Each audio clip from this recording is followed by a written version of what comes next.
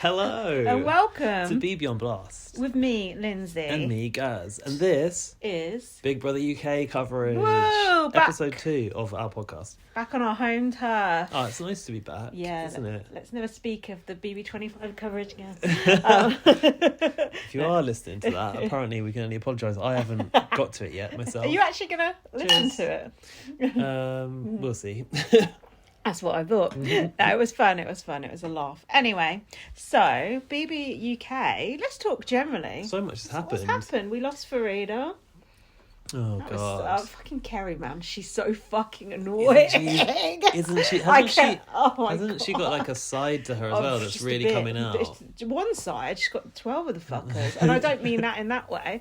She's just an arsehole. How did you not see this coming, British public? Wow. Once again, you voted the wrong way. Oh, can we not go to that just yet? Okay. What I want to say is, like, there seems to be so much that's happened in this, like, first week. Right? What day is it today in the Big Brother house? I don't know. 9 or something? Yeah, it's like something still like that. early days, right? But like every single day there's been like a task. There's been like there's too many tasks. there's been like most to least. There's been the big wigs. There's Yeah. been what else? The bed. The sort of tempting them out of bed, tempting them out of the bed task. Yeah, there's too just many tasks. I just feel like there's been a lot packed in, and it feels just a bit like Big Brother or the producers or ITV are just scared of people getting bored, and like the problem that creates is like you've already got 16 people in the house, which is like too many already, and then every day you've got to show a task. Oh, we're not so I getting just to feel know like you're not necessarily getting to know everyone. So thankfully we've got the live feed. Yeah. And like if you've watched nearly all of it, I suppose, have you? I have watched almost all of it thanks to some underground movements who have helped me out. Perhaps don't mention that. Oh yeah, just staying up till like 2:00. That's the Pip helping me out with. On that subject, I tweeted ITV. Yeah, I saw X that, and today, they replied. And I said, is there any chance we can get this on demand? Because they're not putting the live feed on demand for some reason. And they said, what did they say? Big Brother has registered your. They said we'll raise that for you, didn't they? I'm sure that will make all the difference. It must be legal reasons or something. Do you think that it's not? There must be some reason that it's not. It's obviously a reason, but like I know there's plenty of people that, like you say, we can't always stay up in the week to watch it. We do our best, but we can't always. Yeah, I mean, honestly, this first week of Big Brother's ruined me. Yeah.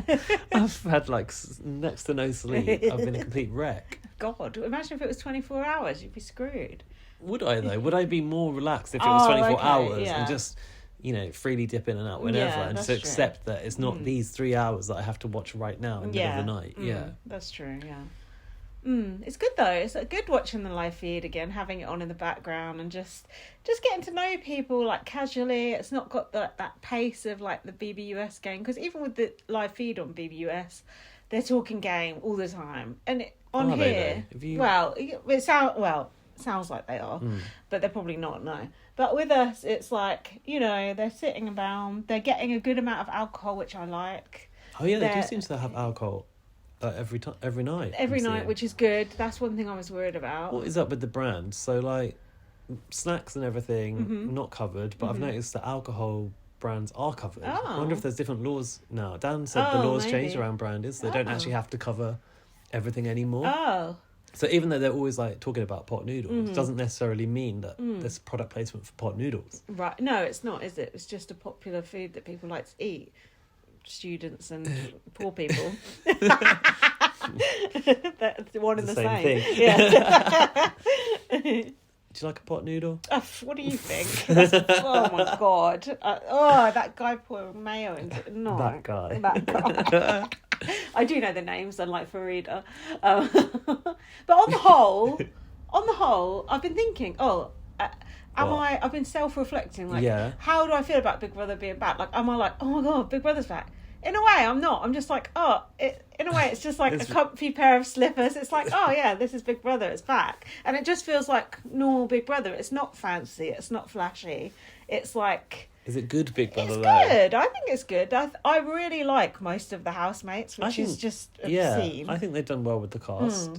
I don't know why, but it feels slightly different. They feel like they're going to be more memorable than like Channel 5 casts. Like, come the end of the series, I think I'll probably still be able to name all of them. But then, yeah, we know what, I don't know about that. I feel that now. Yeah, There's more unique personalities, isn't there? There's different accents, different lifestyles, different age. Age is going a bit. Well, we're trying now. to get the oldies out Yeah, as best get we them can. out. Yeah, that's why we're getting them out. Not because you're a horrible person or anything. But yeah, no, it just feels like it feels just to me like it's never been away, and like it's just like it's like About 5 years, an old friend. just gone like that, hasn't it? Yeah, And now we're it's back in the game. It's good. What about like the show and the format and stuff like that? How are you I finding like it. Late and Live, I'm not that keen on. What about this eviction interview being in Late and Live? No. I didn't think it felt the No, same. it's not right. It's too bright. So you know my main bugbears. Well, the friends and family get to go, oh, you shouldn't have said that. Is that it? Do they do that? What do you mean? Well, I don't know, between the ad breaks. So normally, Oh, right. Oh, yeah. No, well, that, of from course. the house into yeah. the chair, isn't it? Yeah. No. Mic'd up, that's it. Yeah, I don't like that.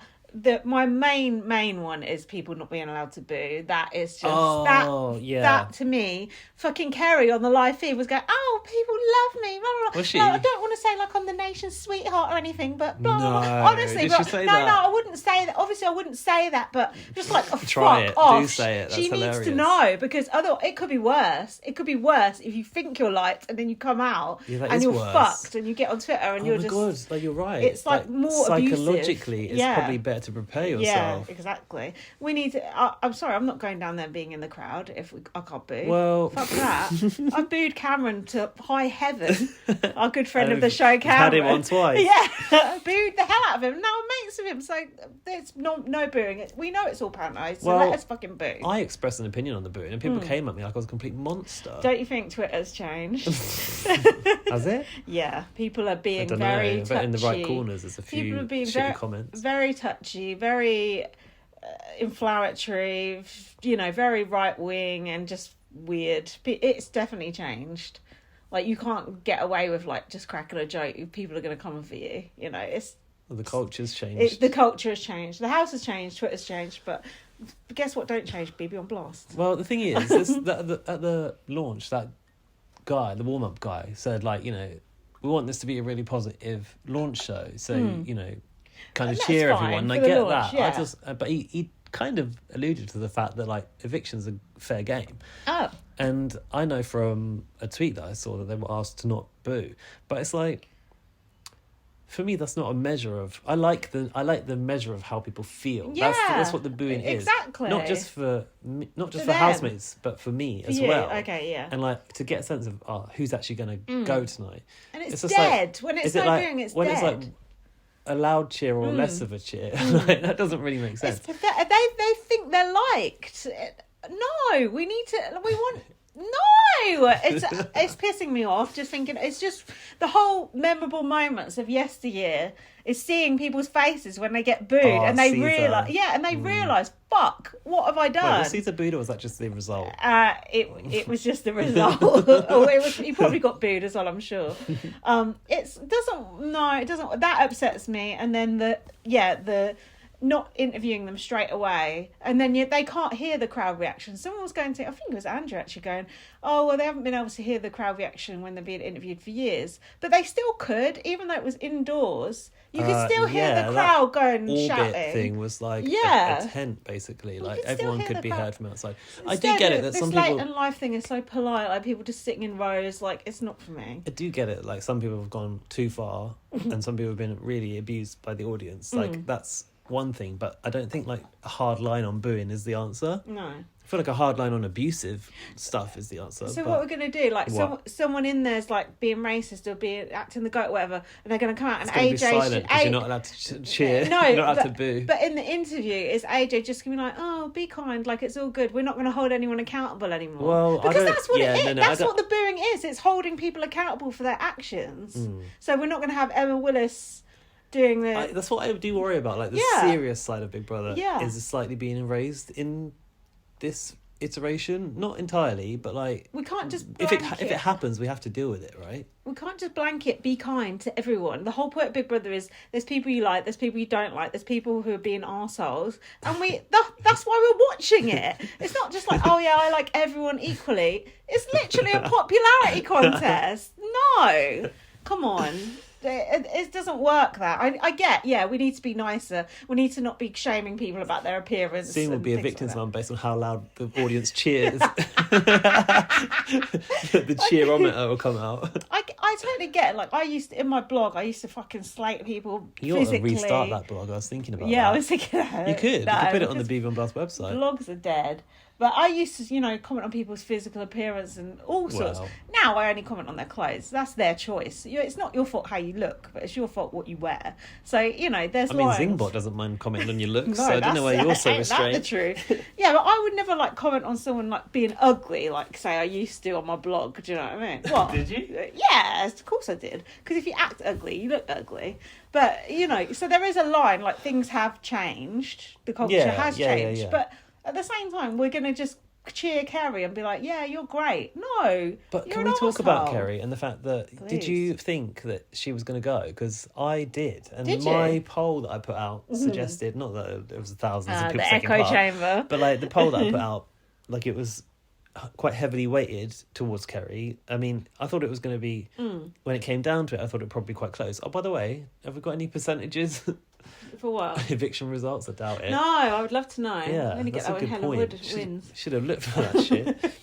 I don't think there is. And Big Bagger's poll said the same, and the general feeling that I was getting on Twitter. Twitter is different. Is it because the Facebook mums who like Kerry? Yeah, back in the overculture, it's different business. Yeah. But I was so upset because Farida was older, brown, Muslim, headscarf wearing woman. You've answered your own question. I just, for once, wanted it not to be the predictable result. And also, not aside from any of that, I think Farida was better TV and actually more likeable and a more interesting personality than Kerry will ever be. Farida, don't get me wrong, she was a bit of an arsehole as well.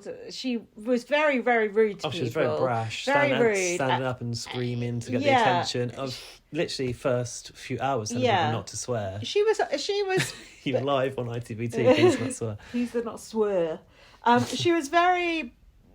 She was just brash and sort of annoying as hell. And her and Kerry together, that was getting on my nerves. I know it was good TV. I think another week of it would have been okay, but it was just both of their voices was irritating the crap out of me. But you've answered your own question.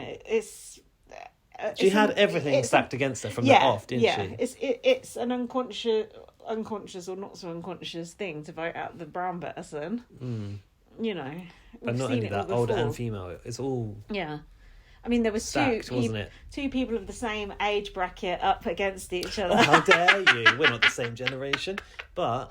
Like you said, Kerry's age is surprising, right? Fuck, I'll say. She's younger than you. She's 3 years younger than me. Fuck off. That was interesting. So Farida was going why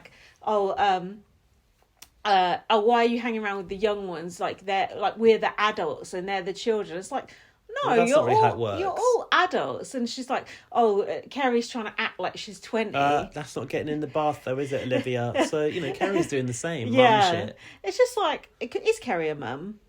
I'm not sure actually. Well, let's hope so, because otherwise, why the hell does she look so old at 40? Is that... That's our food. Our food. No, actually, no, it might not be. Oh. It might be the groceries, I'm not sure. Let me just check on the status of our orders. Keep talking, Phil. I'm talking. I'm not even having to Phil. I don't know, I guess, there's one thing, I suppose, that Kerry's disability probably means that she looks a certain way or she's not able to be as active, right? And I think that probably might have aged her. Yeah. But I also think that... Just her personality ages her. Yeah, as well. And now we know that she's a Tory voter. That didn't help. Well, not anymore, but we know. Is she not anymore? I think she said she'd changed her mind. No, I don't think she did. No? Oh, well, look at her. I mean, look at her personality. That whole tax bracket thing, I'm sure we'll come on to that, but... Is it Is that a food or not? Are you texting? I'm trying to find out. We are going to go into things in more detail, by the way. We're just having a sort of overview. Yeah, it's hard to know how to cover this. I can't remember how we talk about Big Brother UK because there's so much about it to get into. Okay, that is our meal. Okay, so brilliant. That's a perfect time to break. Let's eat, and we shall come back with some more delicious gossip. Right. Welcome back. Right, we're full of Popeye's chicken. Oh, it was really nice, actually. Not that we're sponsored by them, but we'll take it. It was all right, did you say? Oh, you know what I'm like with that fast food, low quality food. It was good, high quality, low quality food. It was not. It was very hot. Dan said I went very red in the face. Better than a pot noodle. I'll tell you that for nothing. Right, good. what are we doing now? You wanted to mention that you were not happy with the fact that nominations were not revealed until the day of the eviction, Don't get me unless started. you watched Late and Live, obviously. So that they spoiled it before it came out. The joy of watching nominations, which someone said on Twitter, but it's obvious, is working out who's going to be up from who's being nominated as it goes along, totting it up as it goes along. Oh, yeah. You know, guessing, if they used this to sometimes person... do the tally, didn't they? Yeah, if this person gets one more vote, they're going to be up, blah, blah, blah, blah. Fuck off. Like, no, it don't work. That better change next week. That better change. The booze better change. Yeah, we're moaning about it already. Shut up. Yeah. But we do love it. I'm very happy. What about single nominations? One nomination per person. That's changing this week. Is it? Yeah. Okay. Right, there's going to be 2 this week. People were saying, it's in the interest of speed. ITV want to keep it snappy. No, apparently it's going to change. I don't know why they're doing all these weird things the first week. But see, and also they used to do that thing where if you got just one nomination, you'd be up. Oh, I hate that. In that case, Paul would have been up because he got like 2. that. I think. No, I don't either. No, I don't either. I'm just saying sometimes I'm a they do firm that. believer in 2 or more with the most. I do like a head-to-head, I must say. Me too. Yeah, but it depends who's up. Okay, here's a question. Do you think if it was vote to save, Farida would still be present in the house? Yeah, I do actually. Isn't that weird how it changes it? I hate psyche. vote to evict. Well, I like it, but I know it doesn't do Why me good. do you like it? Because it's the way it's meant to be. Yeah, but it doesn't result in the better show. No, so no. The way it's meant to be, that's like saying, we've always done it that way. Don't be that person. I am that about You're Big not Brother. that person. You're not that person. About Big Brother, I am. Oh, God. But no, I'm not really, actually, because I am ready to embrace this new version. Yeah, vote to evict. I hate vote to evict. We're going to get rid of... This week it will be Olivia who goes. No. Next week it will be Kerry, probably, hopefully. All women. It'll be all women. You know who's going to sail through, don't you? There's boring people like Matty, Tom. Oh, I like them. Do you? Yeah. Do you? Your face. The horror. I'm really surprised. I like Zach. He's the only Zach's man sweet. that I like. He's sweet. Hold on, what about Jordan and Tory Boy? Oh. Top tier entertainment. I love them two together. They're fun. Dylan's not getting any airtime, so no one knows anything about him. Oh, he's boring. I feel bad because Mr. Average. his good moments on the live feed just don't make the show. No. Like obviously talking about, I don't know if you saw where he Olivia was talking about his prosthetic foot. Oh yeah. And it doesn't match his skin colour, and he was talking about how they only make them in one colour regardless of like who they're giving it to. And she was like, "Oh, that's disgusting." She's right, it is disgusting. And then he took off his prosthetic foot, and it was like a little pronged clawy thing, and she was like, "Ah!" Did you see that? No, She was I like didn't. screaming over it. Oh my I was like, God. that's bound to make the edit, but Yeah. it didn't because the main interesting. storyline was like Farida versus Kerry. Yeah, that's the thing. Well, if he stays in long enough, they'll probably shoehorn that in later. Perhaps they will. Perhaps they will. Flashback. What do you want to do? Do you want to go through the notes? Yeah, let's have a look at the What notes. have you got in your notes? Here's something I'm pissed off about as well. So What? it's not all complaining. This Mostly. fucking spoiler section at the start coming up. Blah, blah, We've blah. always had that for years, though. I don't want that. Well, what do you? I just forward it. What or about mute it. be prepared for? Do you miss that at all? What is that? Channel 5, they started doing the Marcus disclaimer, didn't they? Oh no, I like that. Bring that back. Nothing offensive. Full happened. frontal nudity. Yeah, and scenes of marital distress. Yeah. You know, how did I remember that? They've got rid of the disclaimer now. Yeah, well, because nothing bad's happened yet. As soon What as if it people does start happen? being racist or something, it'll be back. I can't see this lot being racist. Can you? I hope not. Oh God, I hope not. Whatever. No, you never know, do you? give them, No, give you them never a few know. weeks. Well, as Hallie said, you never know when someone gets until they get pissed off with you, what they might say. Oh, yeah, that's very sad. We are jumping around here. Sorry, okay, jump around. Anyway, last time we watched it was just after Yeah. Hallie had gathered the housemates and revealed that she was trans. Mm-hmm. Oh, yeah. So we started off this episode with the bed task. I wasn't really a great fan of this task. It just didn't seem to really do anything. The stakes weren't that high. I suppose it's sort of an endurance task. It was for entertainment. Yeah. Wasn't it, to be honest? I liked the bed, though. The fact that they'd gone to the lengths of making that big bed was quite cool. Yeah, it was fun, but... Yeah, I was just at the point of like wanting to get to know the housemates more rather than see the task. Well, not for the bed task. You wouldn't have known that Matty has a banana shake every morning for the last 6 years, or that Yinrun is partial to a cheese board. So No, in a that's way, true. you did get to know them. Someone was tempted out with a latte. Someone else had a smoothie. I don't know. It was okay. What do you think? I didn't necessarily need it now. I could have dealt with it later, and I think once they were more desperate for the things, it would have been more fun. Yeah, that's true. Because it's a bit like Buzzkilled in Canada, which Yeah. is like an endurance thing where you stand there for ages, right? You get tempted And then away. you get tempted away by actually it is, things. yeah. So, I think like it could have been higher stakes if they'd have saved it. Yeah. It's kind of early because like who 3 day, what was it, day 3? Who on day 3 Day 3. really needs their like shake that they have every day? Yeah. Okay, they've been away since a few days before, Yeah. but like it's not really life or death. No, is it? it's not. And nor is it life or death after a couple of weeks. So now we had this scene with Farida quizzing Hallie about being trans, and saying, "Are men who go with you gay?" And also, yes, and also asking if she'd had her surgery yet. Back off, bitch. Okay. So I screen capped a comment on this from someone who goes by the name of Chanel. Chanel goes by the name of Chanel, not Chanel. The parrot, she's like, she goes by the name of Chanel, the African Grey. Parrot goes by the name of, I'll never forget that. I have no idea what you're talking about. Well, that guy with the parrot.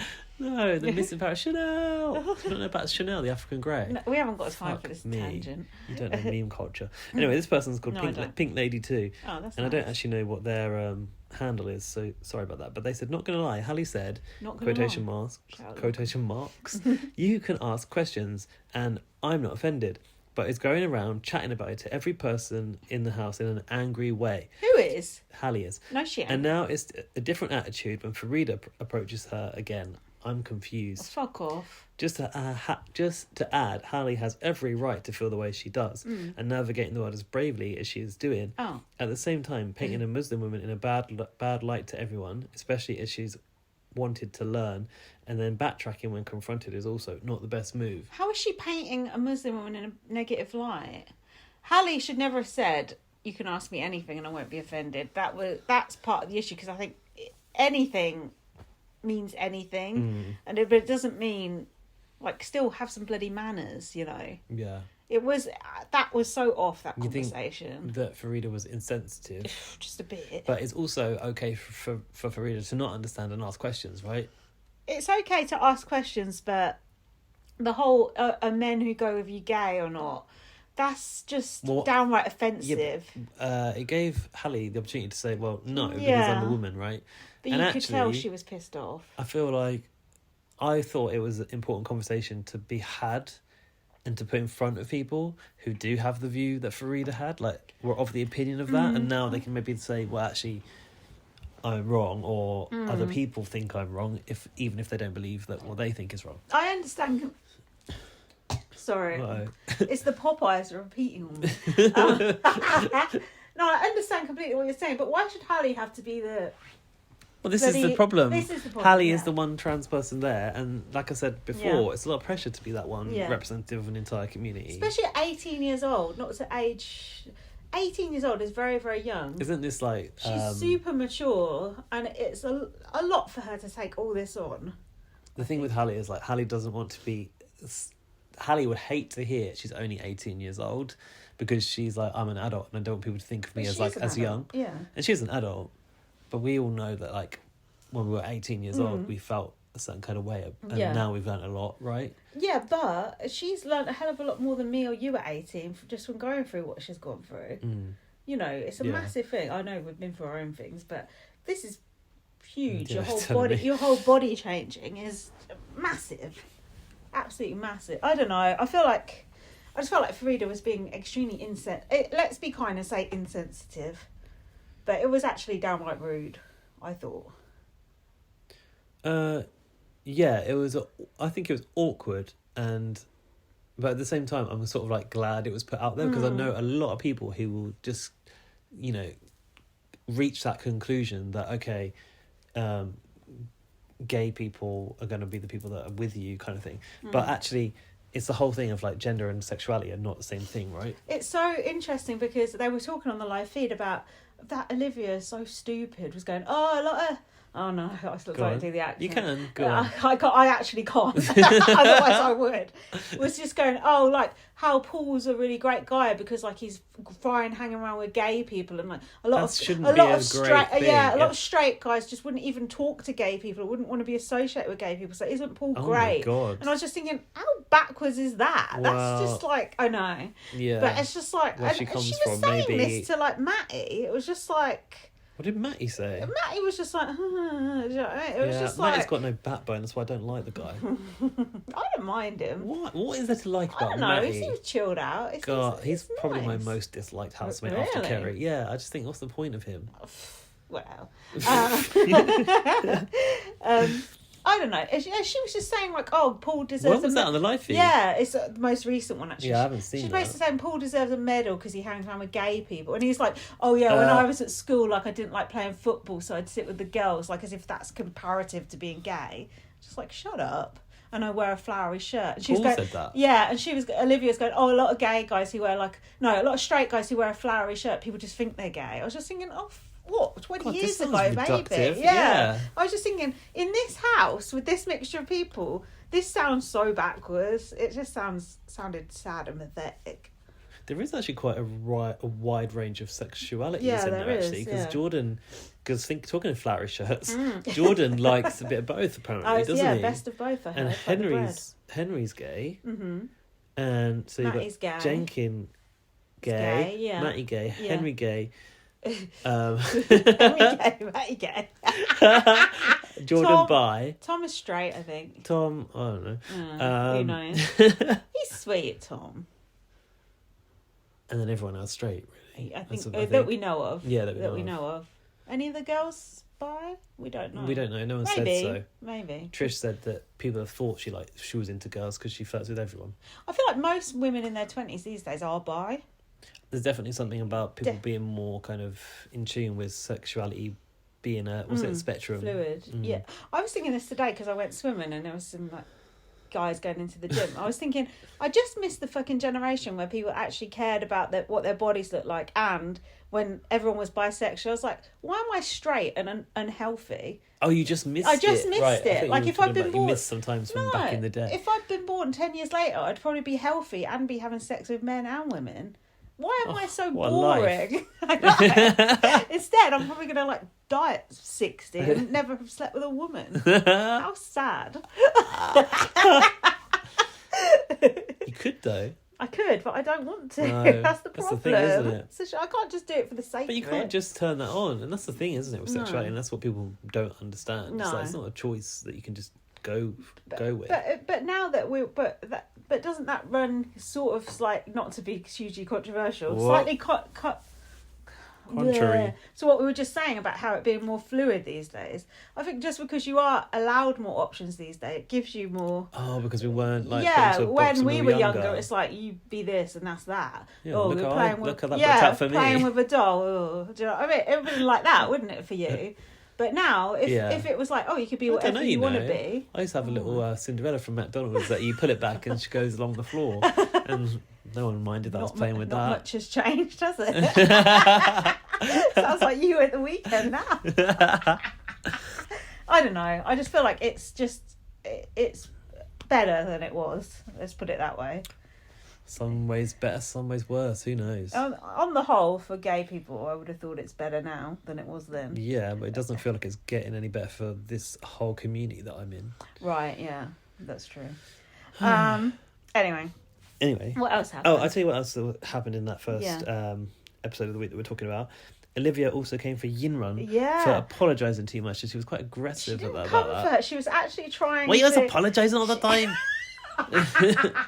You don't insist on it for everything. It looked to the naked eye like she was having a go at you. She was. She wasn't. She was saying you need to stick up for yourself. The best of intentions. Yeah, but yeah, that's not the way to deliver it. She said it in an extremely aggressive manner, but I sort of related to her because she was angry. That's sort of how I am. Like, I say things sometimes aggressively, but I mean them with love.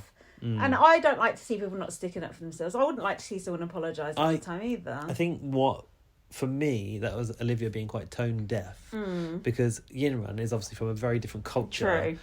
And you don't like. I thought that the diversity and inclusion training was not showing here. It's like, come on. Well, from that conversation I've just said, I don't think it is showing with Olivia. They need a couple of new modules on the training. Yeah. I hear that Big Brother US has got some good training they can do. But like, I was thinking, that is probably a cultural thing as well. And it was really insensitive, and I felt like that could have really upset Yinran, actually. I feel like she sort of meant well. I guess she had a good intention. I don't think the delivery was great. It's a bit like when she was like, right, let's what your pronouns so nobody gets offended. Yeah, she's a bit, very blunt. I can sort of relate, but she's also a bit feral as well. She is, good Lord. She is, though. So Trish shaved her head. That was an interesting... Is this on the same day? Yeah, she said she doesn't want to have to wear a wig, but she has been wearing some wigs. I mean, she got given a big wig. Yeah, well, she's got a few wigs. We've seen the red wig, the short wig, and the one she came in with, and also the big wig. It's probably easier to wear different wigs if you've got a shaved head anyway, isn't it? Have your own I should think so. Let's ask Julie Chen about it. I think it gets itchy. And Yinran was quite fascinated by the process, wasn't she? She got to have a go at the shaving, and then Dylan had to step in. Yeah, because he's got a shaved head anyway, hasn't he? He's the expert.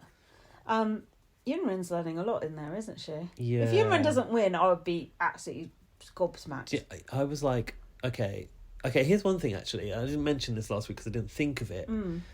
But one of the rules of Big Brother back in the day was you were not allowed to reveal what you would do with the prize money. Do you remember this? So back in Big Brother 1, when Craig was going to give all that money to his disabled woman friend who needed a heart transplant, it wasn't known because he wasn't allowed to talk about it. You weren't allowed to tell your housemates or the audience because it influences people.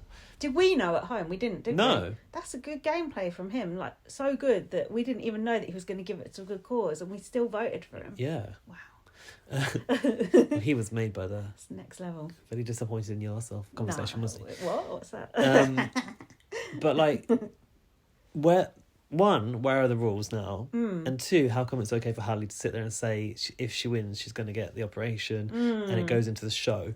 Because at that point, I was like, well, how do you beat someone who needs the money for something that pivotal in their life? Yeah, that's true. And then enter Yinran. To get the rule book. There is no rule book. I would love them to publish the rule book. There is one. I've seen it. The house around. Manual. Yeah. Looks a bit thin, that. Vinnie Jones knows about that rule book. Knows it inside out.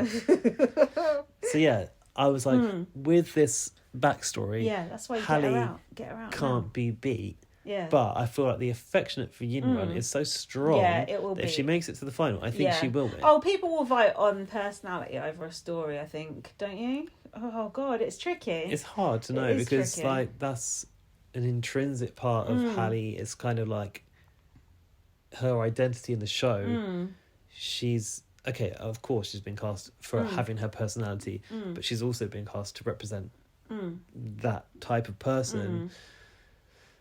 Like, is that, I don't know, is that enough? Is that enough to send her all the way to the final? It depends. Like, I feel like there's a lot of viewers who will back that. Oh God, and there's a lot of viewers who remember, with multiple trans winners, because we often forget Luke Hay. Oh God, yeah. Yeah, Nadia and Luke Hay. Because we don't think of a trans man. They've got such low visibility, haven't they, compared to a trans woman? It's like, it makes me think of like lesbians compared to gay people. It's just you just don't see them as much on TV. On TV, no. To gay people. No. To gay men. Right. To gay men, I mean. Yeah, you're right. I just shot myself in the foot there. No, yeah. It's that visibility. What could throw a spanner in all the works is there's not that much time, 6 weeks, 5 weeks now, and so many We're already housemates. 1 week down. So they're going to get rid of some in nefarious ways, I think. And you never know, Hallie or Yinran could come unstuck with a twist. You never Just know. like, 4 in, 4 out. Peeled the wrong banana, out Yeah. you You never know. The goblet, you're gone. go. Would they? I don't know. God knows what they've got. I'm in surprised store. at some of the stuff they've put them through so far. I didn't think we'd be seeing any electric shocks. Did you? No. Jumping ahead now. What about the suits? So, what else? Oh, no, we're spending too long on this episode. I'm ready to move on if you are. Have you got anything else? Farida called Olivia and Hallie spoilt little girls behind her back. I do think Farida was a bit ageist about the young people and just saying, yeah, they're kids. They're not kids. Everyone over 18 is an adult, and that's that. Yeah, I think that, again, might be slightly cultural. But yeah, probably. It's like, you must respect us because we're older. Well, you're thick and so is Kerry, so why should we respect you? Hallie looks like she's got more sense than either of you two put together, so no respect to be had. I think from her background, like in her cultural background, you perhaps would like automatically you become an auntie, and by age you get respect. Yeah, you're right. And I say that having lived in amongst an Asian culture, you're not right. that one, but in Thailand, similar thing. Like Yeah. you just get status by virtue of being older. You're right. It's the same with the African culture as well, isn't it? But I don't see it that way, and a lot of the younger people there wouldn't see it that way either. No, and they're not even part of that culture either. No. So Plus, everyone's equal under the eyes of Big Brother. Everyone should be equal in the Big Brother house, and that's that. Okay, so now we have got this task, Big Bros Limited. Big Bros Limited. I thought this was a classic. It was fun. Big Brother shopping task. I loved like this whole dividing people. It's like a fail-safe, The isn't haves it? and have-nots, rich side, poor side. Yeah, prisoners and the guards. Yeah. And it reminded me actually of that task in Cameron series where they had like a company and they had the office set up in the garden. Oh, yeah, remember? yeah, I do. It's a little bit similar to that. But like I like it when they go to the lengths of like they've got the branded mugs and like Screensaver. the screensaver, the table was a big eye. The table was great. The I old like that. school like phones Yeah, and stuff like that was cool, yeah. Where do they get that shit from? Just go around charity shops and buy like old phones and stuff. Yeah, probably off eBay. Probably, yeah. Or vintage. And the, Shout out vintage. and the wigs were very good. The wigs were like and great who comedy. they chose to be the people with grey. Well, I was going to say, how do you feel about this? Because in the past, Big Brother would call someone to the diary room, right? And it would be completely at random. However, they chose to be the main three would be Yinrun, Trish, Henry as the big wigs, and Jordan, who is the other like main character aside from Farida and Kerry, to be the fire warden. Well, no, the bigwigs chose Jordan to be the fire Oh, did warden. they? Yeah. Oh, well, that makes sense because he's in their social group. Yeah. So they kind of engineered it that way. That's Is true. that okay?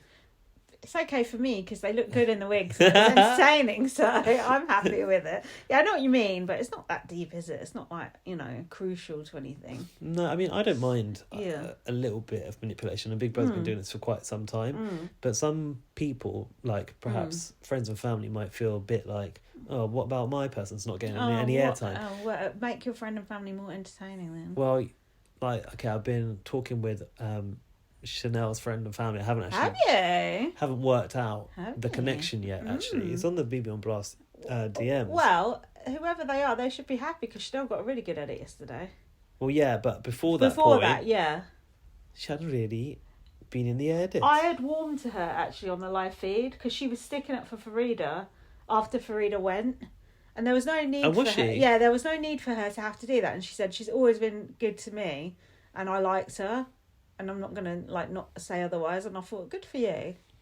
Right, so I appreciated her for saying that. Where's my DMs of that FNF con? They blocked us. Or is it mine? Is it my Instagram? Must be yours because I've not seen it. Not that Okay. I've looked.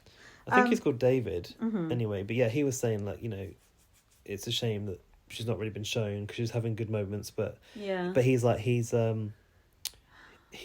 knows Big Brother and he's like it's just 1 hour out of 24 and that's the struggle, isn't it? And they never did show Faye and her sister making Making that that- house out of cornflake boxes. That's the way it goes. It's been that way 20 years now. Sorry, Chanel's FNF, but that's life. Where the fuck is he gone? Oh, never mind. He's blocked you. Oh, here he is, Daniel. Oh, Oh, it's Chanel's sister. oh, Danielle? No, brother, sorry. God's sake. But yeah, the same. I've also, heard Gabby say similar things. Like she wants to see Dylan more, but he's not really on the edit. He's boring, that's why. Is he though? Oh, I don't know. Well, it seems so. I've seen a couple of nice bits on like I told you about that foot stuff. I thought that kind of thing's quite that important. was and I did hear him saying one thing. Yeah, that was interesting. But on the whole, come on, there's a lot of big personalities in there. Anyway, next, what happened next? The post-stream thing was quite funny. People were upset. We didn't see the conclusion. This is another thing. Big Brother keeps lining things up. Right. Jenkin as having to cook breakfast in bed for Yinrun. Never happened. Who gives a fuck about that? care. I don't. It's like Mimi getting her thing in the garden or whatever. We never saw that. It's because it's obviously so boring. They never showed it. Oh, you can't show. Yeah, you can't show everything. In the garden. I don't know. She won something in the garden. You can't show everything. Probably she had the breakfast and it was boring. So save us 10 seconds and don't show it. Cold showers, never saw it. What about... Oh, the sniffles. Yeah, exactly. There was obviously no sniffles. They're made of hardy stuff these days. People like to have a cold shower. Or perhaps they just didn't have any showers, which is more worrying. Oh, God. Yeah, I like the post-room task. I like the birds shitting on them. And also, it's fun to watch people not know their geography, isn't it? That's a classic BBUK trope. What were the questions? It was like, they had the map and they had to put where the postcodes were on the plug map. in the right wire. Yeah. Right. No, it wasn't that. No? It was those two in the post room with the post map. room. And they had to... Because I don't know fuck all about UK geography, do you? No. I know shit around me and shit where I used to live, and that's it. I was probably too busy writing notes, not looking at my phone or tweeting. You didn't even write any notes, did you? Tweeting then. Yeah. Anyway, it was fun, and then the bird shit on them, and it was a laugh, wasn't it? I liked it. In Big Brother Australia, you'd have real pigeons in there, wouldn't you? Oh my God. That was it, I think. Carrie was complaining about the food, wasn't she? That was one of the things that came out of this. Oh, what was she complaining about the food for? Why'd you put parmesan on a carrot? Oh, I missed that. So my problem, which started to emerge around this task, was that I realised, bear in mind that I said to you on the first podcast that Kerry, she seems really nice, she's really fun, she's high energy, she loves the show, she said a lot of great stuff that got cut out. And now I've really turned and thought, like, everything that she's doing is with an agenda, and she's trying to recreate old school tantrums. Didn't I tell you this from the start? Like she's trying to be the new Nikki Graham. Just a bit. Her very first diary room, I said, don't even try it. She did it. She did it in the first one. Exactly the same as that fucking Jane woman who everyone goes on about, who was just so fucking annoying. Yeah. Just fake. Just a fake. Don't do it. Don't even try it. It's been done. Megan McKenna, fuck off. Nikki was it, and that's that. Megan McKenna was unhinged. She was unhinged, yeah. So yeah, what I was most surprised about was I felt like I wasn't the only one that said this about Kerry, and when I tweeted it, a lot of people were saying they felt the same thing, and other people were saying that she was false, and like she was like a mix. I mean, Gary said she was like a mix of Nikki Graham and Jade Goody that she was trying to recreate. Yeah. But yet still, she didn't get voted out. No. People want to watch that fake person over they Farida. Don't, because she's... Well... I don't think it's that. I don't think people want to watch her. I think people just dislike Farida more. That's the whole thing. She's in there acting like she's been saved.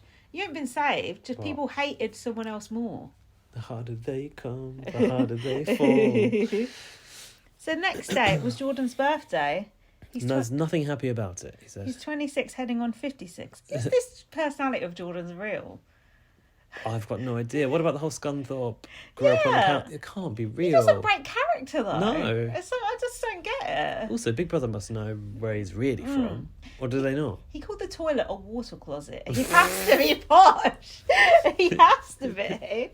It's just like, it's an amazing acting job if it isn't real. It must be real. No, it's real. The act is... The background is the fake story, surely. Oh, do you think? Yeah, it could be. But like, this is...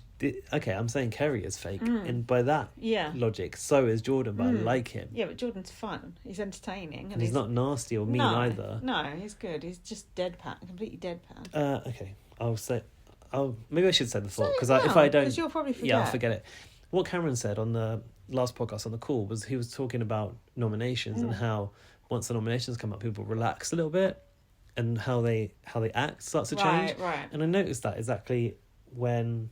the nominations finally were revealed to the house, that Kerry and Farida suddenly became a lot more free with how they would talk about each other. Okay, right. And Kerry really showed her ass to be quite a horrible bitch, I thought. Yeah, well, she is, yeah.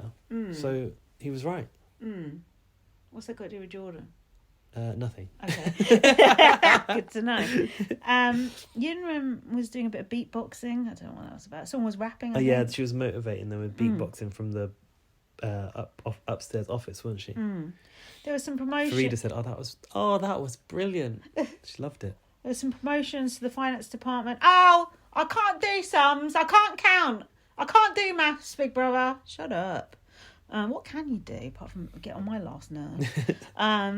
Noki and Kerry. Oh, Noki. God. We don't see much of Noki, do we? £5 down the drain. Betting on her. You put bet on Noki? Yeah. I put a bet on Trish and Noki. Can you not check it out now? No? Yeah, it's like 58p or something. It's probably not worth it. Oh, shit, we need to talk about betting. Hopefully she'll have one good day and then I'll cash out. I've been tempted to dabble in the betting scene. You have? I thought you had. Did you not bet? No, I did. I've done it. I've got duped by the introductory offer.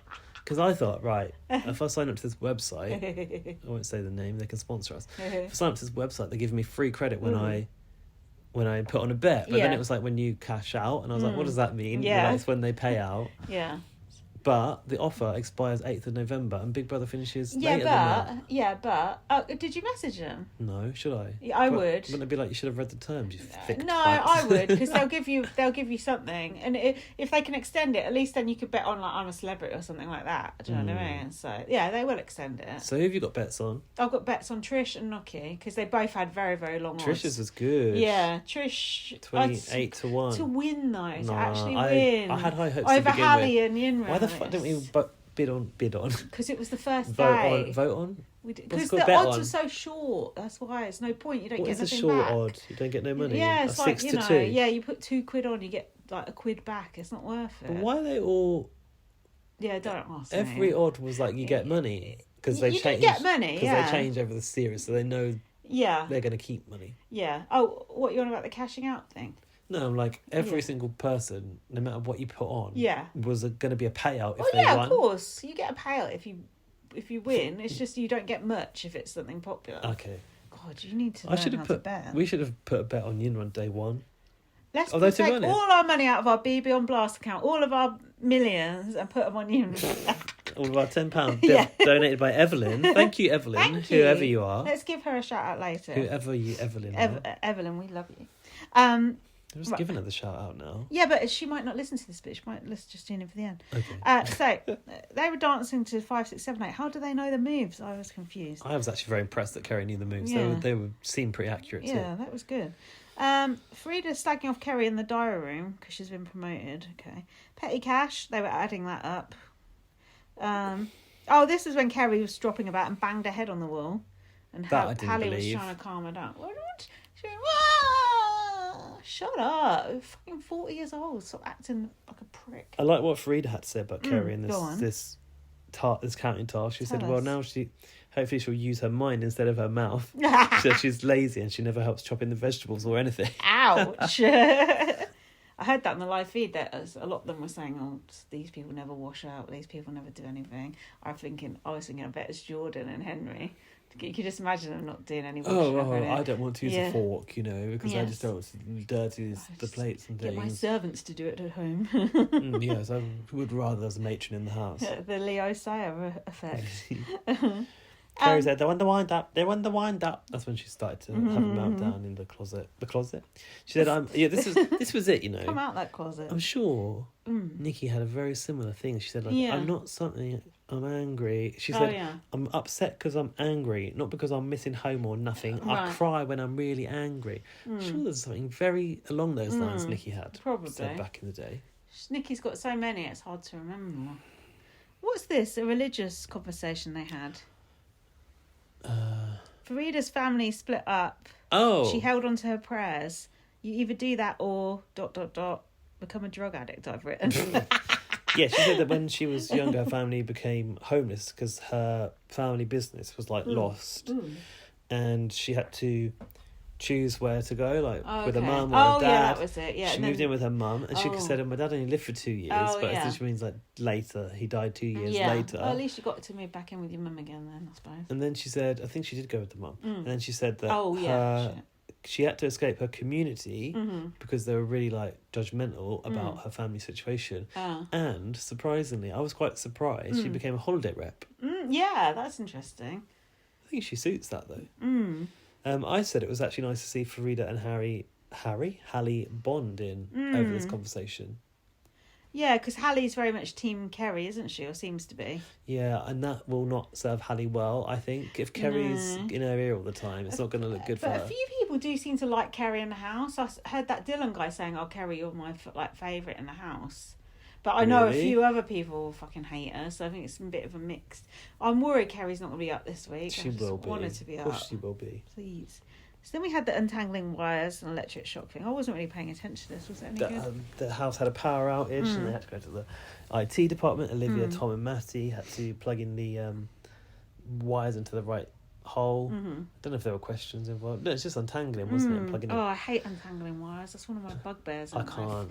I get Jack to do my straighteners and my hairdryer ones. He reckons he's really good at it. Dan likes to do it as well. Oh, God. Jack and Dan actually have quite a lot in common. It's good to have someone that likes to untangle the wires, so you don't have to do it.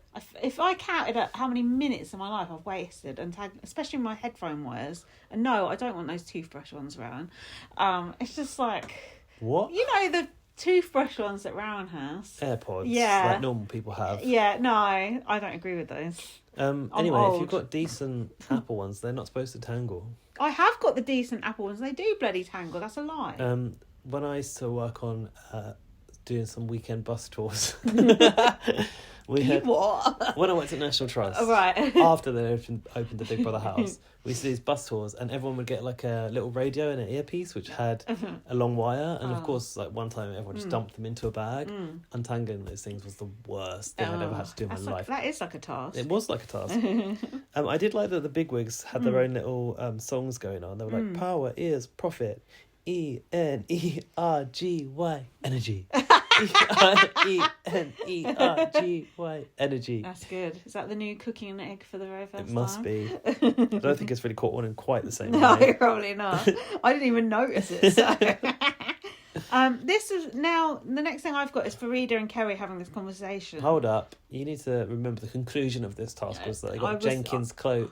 Jenkins' clothes. It's not Jenkins's. Jenkins' clothes out of the Lost and Found. Oh, I thought they'd been blown up. Just some of them. Oh, just some of them. Okay, is that what happens when you blow up a suitcase? Crocs survive anything. Ugh. Why has he got Crocs? What is he, an old age pensioner? The children have got Crocs these days. I bought some Crocs and tried them on. Sent them back. They looked hideous. So did I. We've got that in common. They're fucking gross. Do you know I ordered them?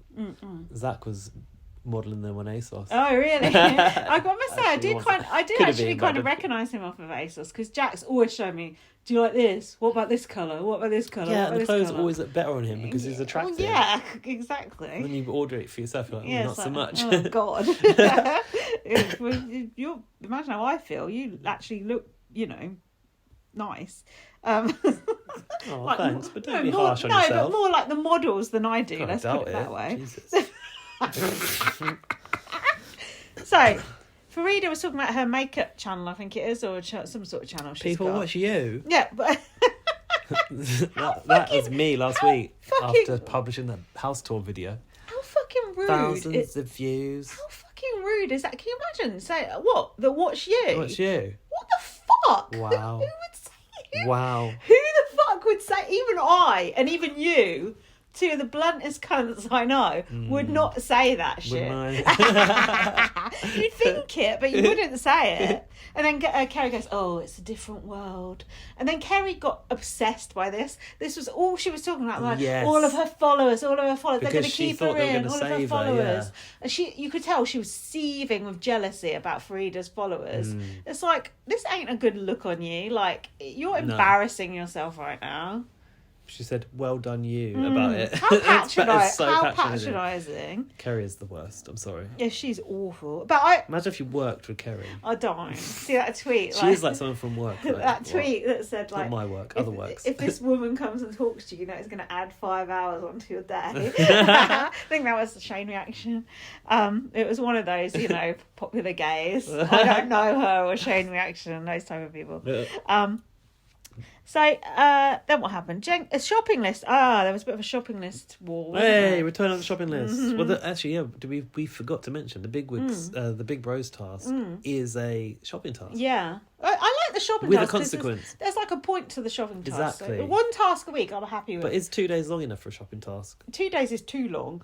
I get fed up with it by the next day. What about back in the day when it was like whole week? If it's one where they stay up all night, yeah, I like it. But we got 24-hour live feed. It don't really matter. It just used to be good when you could watch two of them up talking, and you could get to know dressed them. like in army clothes. Yeah, it'd be like you could get their origin stories, and they'd talk about things that you wouldn't normally talk about. Like when Leo and like Glyn or whatever had to be in like the security outpost. Yeah. Or whatever. Oh yeah. Fuck me. Wow.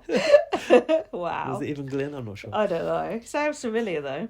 Jenkins said, if it's 500 quid and we don't even get one packet of crisps, I relate. But they've got so many snacks in the house. Where are they getting them I from? saw they had the box of Walker's Crisps because I have that same box. In the storeroom. Yeah, it's on the nice. shelf. Nice, that one. I go through that with that many people in the house, very quick. Because you've got to eat them before everyone else does. Jordan said, we've spent half an hour on fruit and vegetables and I don't even eat them. They're also relatable. The way they did that shopping list was terrible, wasn't it? Oh, yeah, what was it? They just went through everything. Look, just got strawberries. Apples, yeah, asparagus. I want those. Arsenic. Yeah, I want that. Yeah, arsenic. Yeah, that was stupid. By the time you got to Z, you would have spent all your Run out of money. Yeah. What food begins with Z? Zinc tablets. Yeah, I want those. Sorry, the money's gone. We spent it all on and all I wanted was a Kinder Bueno. I don't even like Did you get a Kinder Bueno? Do you like Kinder Bueno? It's alright. It's shit. It's all biscuit and not enough chocolate. But quite a lot of air, I find. I've just I bite into it, I'm like, ugh. I wish I hadn't bothered.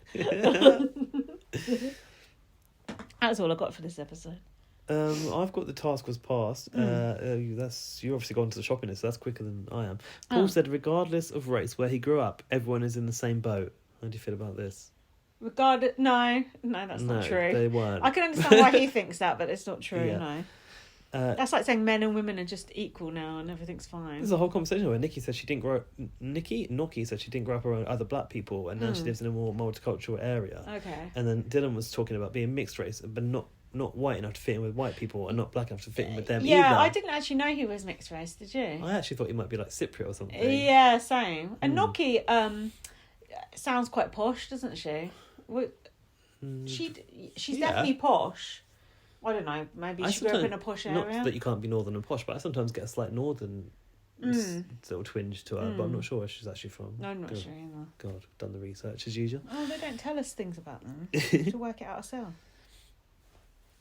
Yeah, you've also missed out Hallie saying this conversation she had where she said, you don't know how people will react to you, and she's had friends that have turned around and called her a man. This is a conversation with Kerry. Those are not friends. No. And she said, I don't want to lose myself in this house. I'm just so used to being on my own. The one thing I want to get out of this experience is learning to open up. Don't you think Hallie does seem a bit closed off, and she seems a bit depressed to me? She seems like down. Yeah, there was the moment when, before the shopping, this is just from my memory, like, she was obviously feeling a little bit, well, bear in mind, she's just sort of like gathered a whole group of people that she doesn't know and said, I'm trans. Yeah. And then she had Farida coming to her going, oh, does that make men that like you gay? Yeah. And then she just has to go and deal with it. And she was in the bathroom and she seemed to be a little bit upset. And then Dylan came in and was like, well, you know, we're doing the shopping, and I thought she was upset about the shopping, and then she's like, no, it's not that. And I thought, like, have some sensitivity, all of you. Yeah. Like, do you not understand that actually she's going through some shit, and it's not to do with, like, the strawberries or the arsenic on the shopping list. No. It's actually about how she's coping emotionally. Yeah. And going back to the thing about sexuality and gender and all this sort of stuff. Yeah. What Olivia was saying was so this is what I was thinking, because nowadays a lot of people don't care if you're trans or you are a man or you are. A lot of people are pansexual, is what I'm trying to say. So it's not like people would even care. So it's not like, oh, are the people who sleep with you gay? No, they're not, because I'm a woman. But also people's parameters of the people they sleep with has totally expanded. It's totally completely different to when me and you were in our 20s. But like, why is that? Because surely that's nature. I just think when something's more accepted, it's more acceptable. I don't know. It's not like, oh, you can choose. You can't choose to be. Obviously, you can't choose to be gay. You can't choose to be straight. But you can choose to not be so binary about these things. I don't know. Mm. I'm not really the person to talk about it, but it just feels like it's that question in itself is reductive Also because it's different not because you might have people who consider themselves gay that want to sleep with her. Is that what you're saying? And there's some people who, like, I think Hallie might have actually been saying this. There's some people who specifically like to sleep with trans people. Yeah, not in she did say not that. in a fetishizing way, but that's their. Well, it might be. But it could be a but that's their preference too. preference. Yeah. So it's not like, oh my god, someone, you'd have to sleep with someone who's straight and they'd have to accept you for being trans. Yeah, and you're it right. would be like a massive thing for them, and it's just not like that anymore. Do you know what I mean? But So even so, she did say that she feels like that's the first thing she has to tell people. yeah, and for some people, of course, it would be a massive thing. I don't know. I'm learning about it as well, but it just feels like these questions are like something from the past. Yeah, but the they are. past. But this is the whole thing, isn't it? It's like we're supposed to be advancing. Actually, no one should even have to sit there and come out and say, by the way, I'm trans. Yeah. Unfortunately, the conditions just make it so that you have to. Yeah. Because actually, especially for someone like Hallie, someone who is trans, entering into a relationship and something sexual, it's a vulnerable place to be in, and actually it opens them up to danger, right? And also, if you don't do it, like I don't watch it, so I don't know. But I think there was a trans person on Married at First Sight, and the person didn't know who married them. I don't know if there was a scandal or not. I don't really know. Right. But then you're open to suggestions of, oh, well, you're tricking someone or blah blah blah. Like you got it from both sides. You can't win whatever you do, can you? I don't know what the story was with that, but I read about it. I was like, oh, so there's a hoo-ha about that or whatever. It's so stupid. That reminds me of some I older know. reality about show. Miriam. Yeah. So we're on to the eviction now, unless you've got anything else from that. About the shopping list, Paul suggested that they let the cooks decide who did the list, and Good actually idea, that's one very sensible thing he's actually said. Paul is okay. Is he? Didn't he?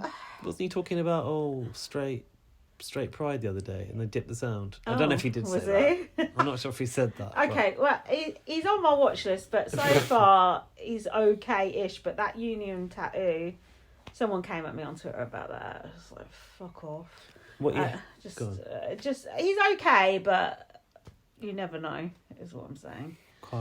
Question mark over him. Yeah. Also, there was the whole Farida wanted her tea, and they'll get alcohol. Should she be entitled to have tea because they get that given to them? I think it's not much to ask for. I don't know. Just got my ice water. That's not. I can't Should do get the Farida accent. something. And then Botox and social media. Oh God! Look, I don't think a 23-year-old should be having Botox, but it's not up to me. No. If you're an adult, you can do whatever you want. I just think people who have Botox look older, because everyone has that Botox look, whether you're 40 or 60 or 20, you've got that same look. So then would you ever? Makes you look older. Would I ever have Botox? No, I've got a fringe. I don't need Botox. But yeah, if all this started to go around here, Lindsay clutches her chin. If I started to get a bit Would there that help or Would jowly, Botox do anything yeah, like you that? can get shit like that done. Yeah, if something went, yeah, I'd get it done. But I've not had anything done yet. It does seem a bit too young, and I think it's a bit. Well, obviously it's anyone's choice, like you said, but it's a bit of a shame that someone of that age, who arguably doesn't need it, feels like they need to have that done. But then you could say it's no different to wearing makeup, or it's all subjective. I just think our generation didn't have that, did we? I just think it's a shame that young people are getting Botox, and it's sad, but it's the same with filters and blah blah blah blah blah. Ultimately, it's your face, it's your body. You can do whatever the fuck you want. Do what makes you feel good. Yeah, but it does look stupid though, especially with the plumped up lips and everything. It's not good, but that's just my opinion. I actually think Olivia looks alright for whatever she's had done though. She's facially. only had Botox, she said. Right. I think. But there's no one in there with that lip fillers actually. No, there isn't actually. Olivia's got really nice lips, but they look real to me because you can tell when it's a fake. Yeah, plus they don't look good. they're always licking them when they're fake. Don't they? Jackie Stallone. Oh, like a reptile. I've got no more notes, so I'm at the mercy of your notes I've got now. the eviction now. 500,000 votes. Yeah, but they're free on the app now. 5 per person. Do you prefer to pay for a vote? Yes. Why? It feels more real. God, and I feel like I've got more, I'm invested in it. I have literally invested in it, and I'm cautious about where I'm putting my votes, because if I was paying for it, Yeah. I probably wouldn't have accidentally put 2 votes on Farida like I did on a fucking ITV2 app. Why After, the fuck did you do that? It's your because fault. I was tired. It's your fault. She's gone. Just wait.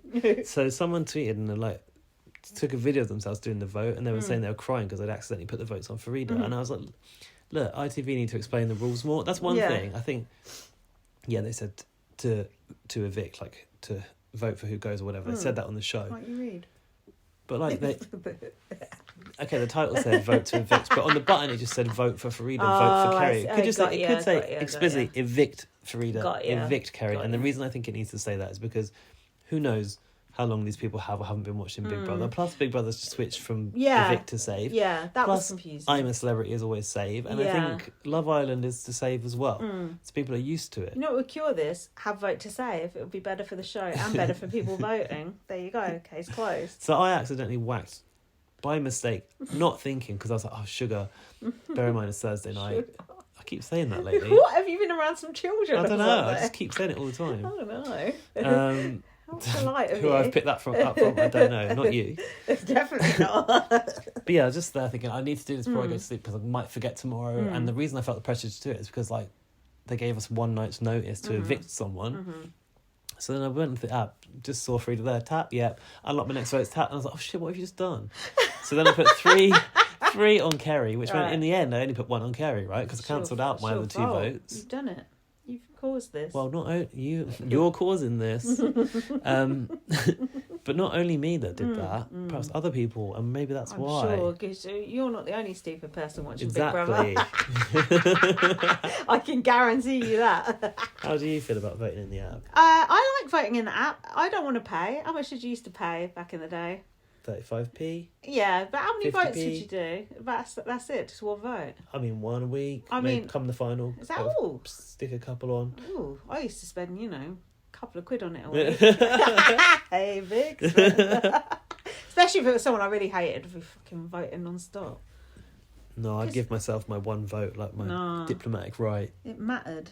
It mattered then, because it mattered, who you're going to see on the show. It mattered. It still matters. Still matters, but it mattered more when you had to watch them all day long as well. Yeah, when it costs you money, it matters more as well, I'll tell you that. But what I do think voting in the app has affected the way the show sounds. Because, call to evict Farida, call 09011, it's more a part of the show. Yeah. You get to have that long, Big Brother theme tune while they go through it. But it's like, they go, you can choose from. That's not catchy. And they go, they were so excited to go, who goes, you decide. And it's like, so we're going to, just because we want that catchphrase, we're going to get rid of the most entertaining person each week. Okay, then. You could still say who goes, you decide.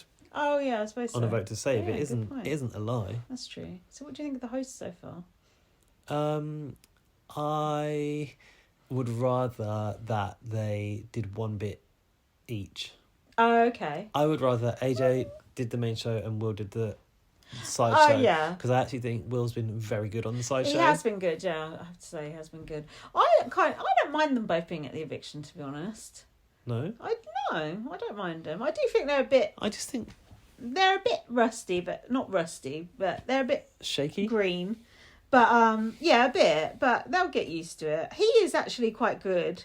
I feel like he's doing better than AJ. Not that it's a competition. I mean, she looks a hell of a lot better. Oh my God, her outfits and her looks have been absolutely flawless. His clothes, oh my God. Well, I've learned something. They're both styled by his girlfriend. Why is his girlfriend dressing AJ so good and him so bad? That's what I don't think it's bad. You said you liked his jumper. I don't mind the jumper, yeah, but his golfing attire that he wears looks awful. It's like borderline Harry Styles, isn't it? Did you see my tweet where I decided I fancied him earlier this week? Oh, lots of people have decided they fancy him. He's been getting his clothes off on TikTok, so that's only adding fuel to the fire. I've decided that was a moment of madness and I don't fancy him. I think what I meant was I don't mind him and it came out wrong. Oops. But a lot of people agree with me, so... Yeah, I think that what I'm surprised about is he's a very competent TV presenter and he's been unknown, largely unknown until now. Yeah. The only thing that I do, or I've been critical about when it comes to him on the sideshow, and it might be a problem that AJ's having as well, is that they sort of ask people, what do you think of this? And then they don't get any answers. Right, yeah. I hate the sideshow. It's so boring. It's just, I don't even bother with it. I think there's a problem in that they haven't. They've created those benches, right? Yeah. And they look really nice, but they're not even. So they're not in the middle. So the people right at the end are never going to get a look in. No. The host can't run around. I thought like Rylan was very good at going amongst everyone. Okay, the benches were smaller and people were closer together and they were deeper. So the layout don't work. The layout is wrong. No. And just the energy is low. It's not funny. It needs to be funny. It's not super interesting. Like the psychology is. That's been my favourite bit so far. It's there, but it's not like in depth. It's not like Big Brother's Big Brain. No, a bit on the side. Yeah, it's not that, but it's not funny enough. It's not interesting enough. Like the clips from the next day are fine, but again, it's shit we're going to see the next day. I want to see like shit we're never going to see the next day. Well, offcuts. But what I've noticed is they are sort of like developing it as it goes along. Yeah, because like one of my favourite bits of BBRB was the news, right? When they tell you the roundup, like what's been happening and stuff, and there was something good, a little bit akin to that. Yeah, that they did one day. Yeah, that was good. Yeah, it just needs. I know they're only just started it, so they need to figure it out. But yeah, I do miss Rylan on that show, I must say. Yeah, like, it's not quite working for me at the moment. But, you know, that's fine. But, yeah, the interview thing, it just, doing the eviction interview on that show, the gravitas is gone. I think the same. Yeah. The studio's bright. It doesn't feel... I liked the feeling of, like, the orbit stage, which was, like, very enclosed. Yeah. Felt like they were really, like, on being the put... hot seat. Put under the spotlight. Yeah. And I don't think being interviewed by two people is very good for it. It just feels like, oh, this is just the filler bit that we see afterwards. Like when Rylan used to interview them on Bots. It's like, this is this bit. Well, no, we need the proper bit. Talk. Yeah, the proper bit. Yeah. It cheapens the whole experience of it. I agree. Eviction should have its own thing. It should be in the main show and it should have its own studio, and then you go to mix with the... Hoi polloi. Yeah. Hopefully they're up for open to suggestion and I think open they are, to though. changing things as they go along. You know, also this week... along the course of the week, the way they edit the episodes has changed because we were complaining about it. Oh, really? Because the endings were so abrupt. They were very abrupt. Actually, hell's coming. You'd just be like, someone's in the diary room, and then suddenly it's boom, it's done. And now they do the cut to a camera, cut to the outside, and there was this one account, Upload TV, who did an edit of what it could be like. Next day, they'd fixed it. Really? Why can't we see frame for frame? What's happening at night? I want to see the night vision. I want to see what's going on. Yeah, I felt like that too. Snoring. What I said was like, oh yeah, we'd always see them go to bed. Then you know it's the end of the day. And someone was like, well, no, actually, sometimes we would end it in the diary room. Like, well, I'm sure we would, but like, it just needs more of a. This is the end of this day. Kind of reminds me of how ER ends the episodes. It's just sort of ends. It's nothing dramatic. It's weird. Anyway, that doesn't matter. That's from 1996. Right, come on. People didn't know any better. Keep going. We've got 10 minutes till the episode is actually on. Blah, blah, blah, blah, blah, blah, blah, blah. Okay, here's one thing. I just think that the whole, like, having AJ and Will as a double act, who need to sort of be a bit funny with each other, is like taking the serious edge off of Big Brother, which I like about it. Right, like, Emma was quite a serious presenter on Big Brother. Davina was serious, but also would have a few jokes and one-liners. Yeah. I don't know if it ever worked for Emma, did it? No, definitely It might not. have been some at the intro. No, she was better at giving people a good grilling. She was actually good at that. Credit where it's due. I mean, true. Imagine a Roxanne Pallet situation. Yeah. You've got AJ and Will sat there. It doesn't work. And that's what I'm worried about. I'm worried that someone's going to get away with murder and they're just going to be like, be kind. No.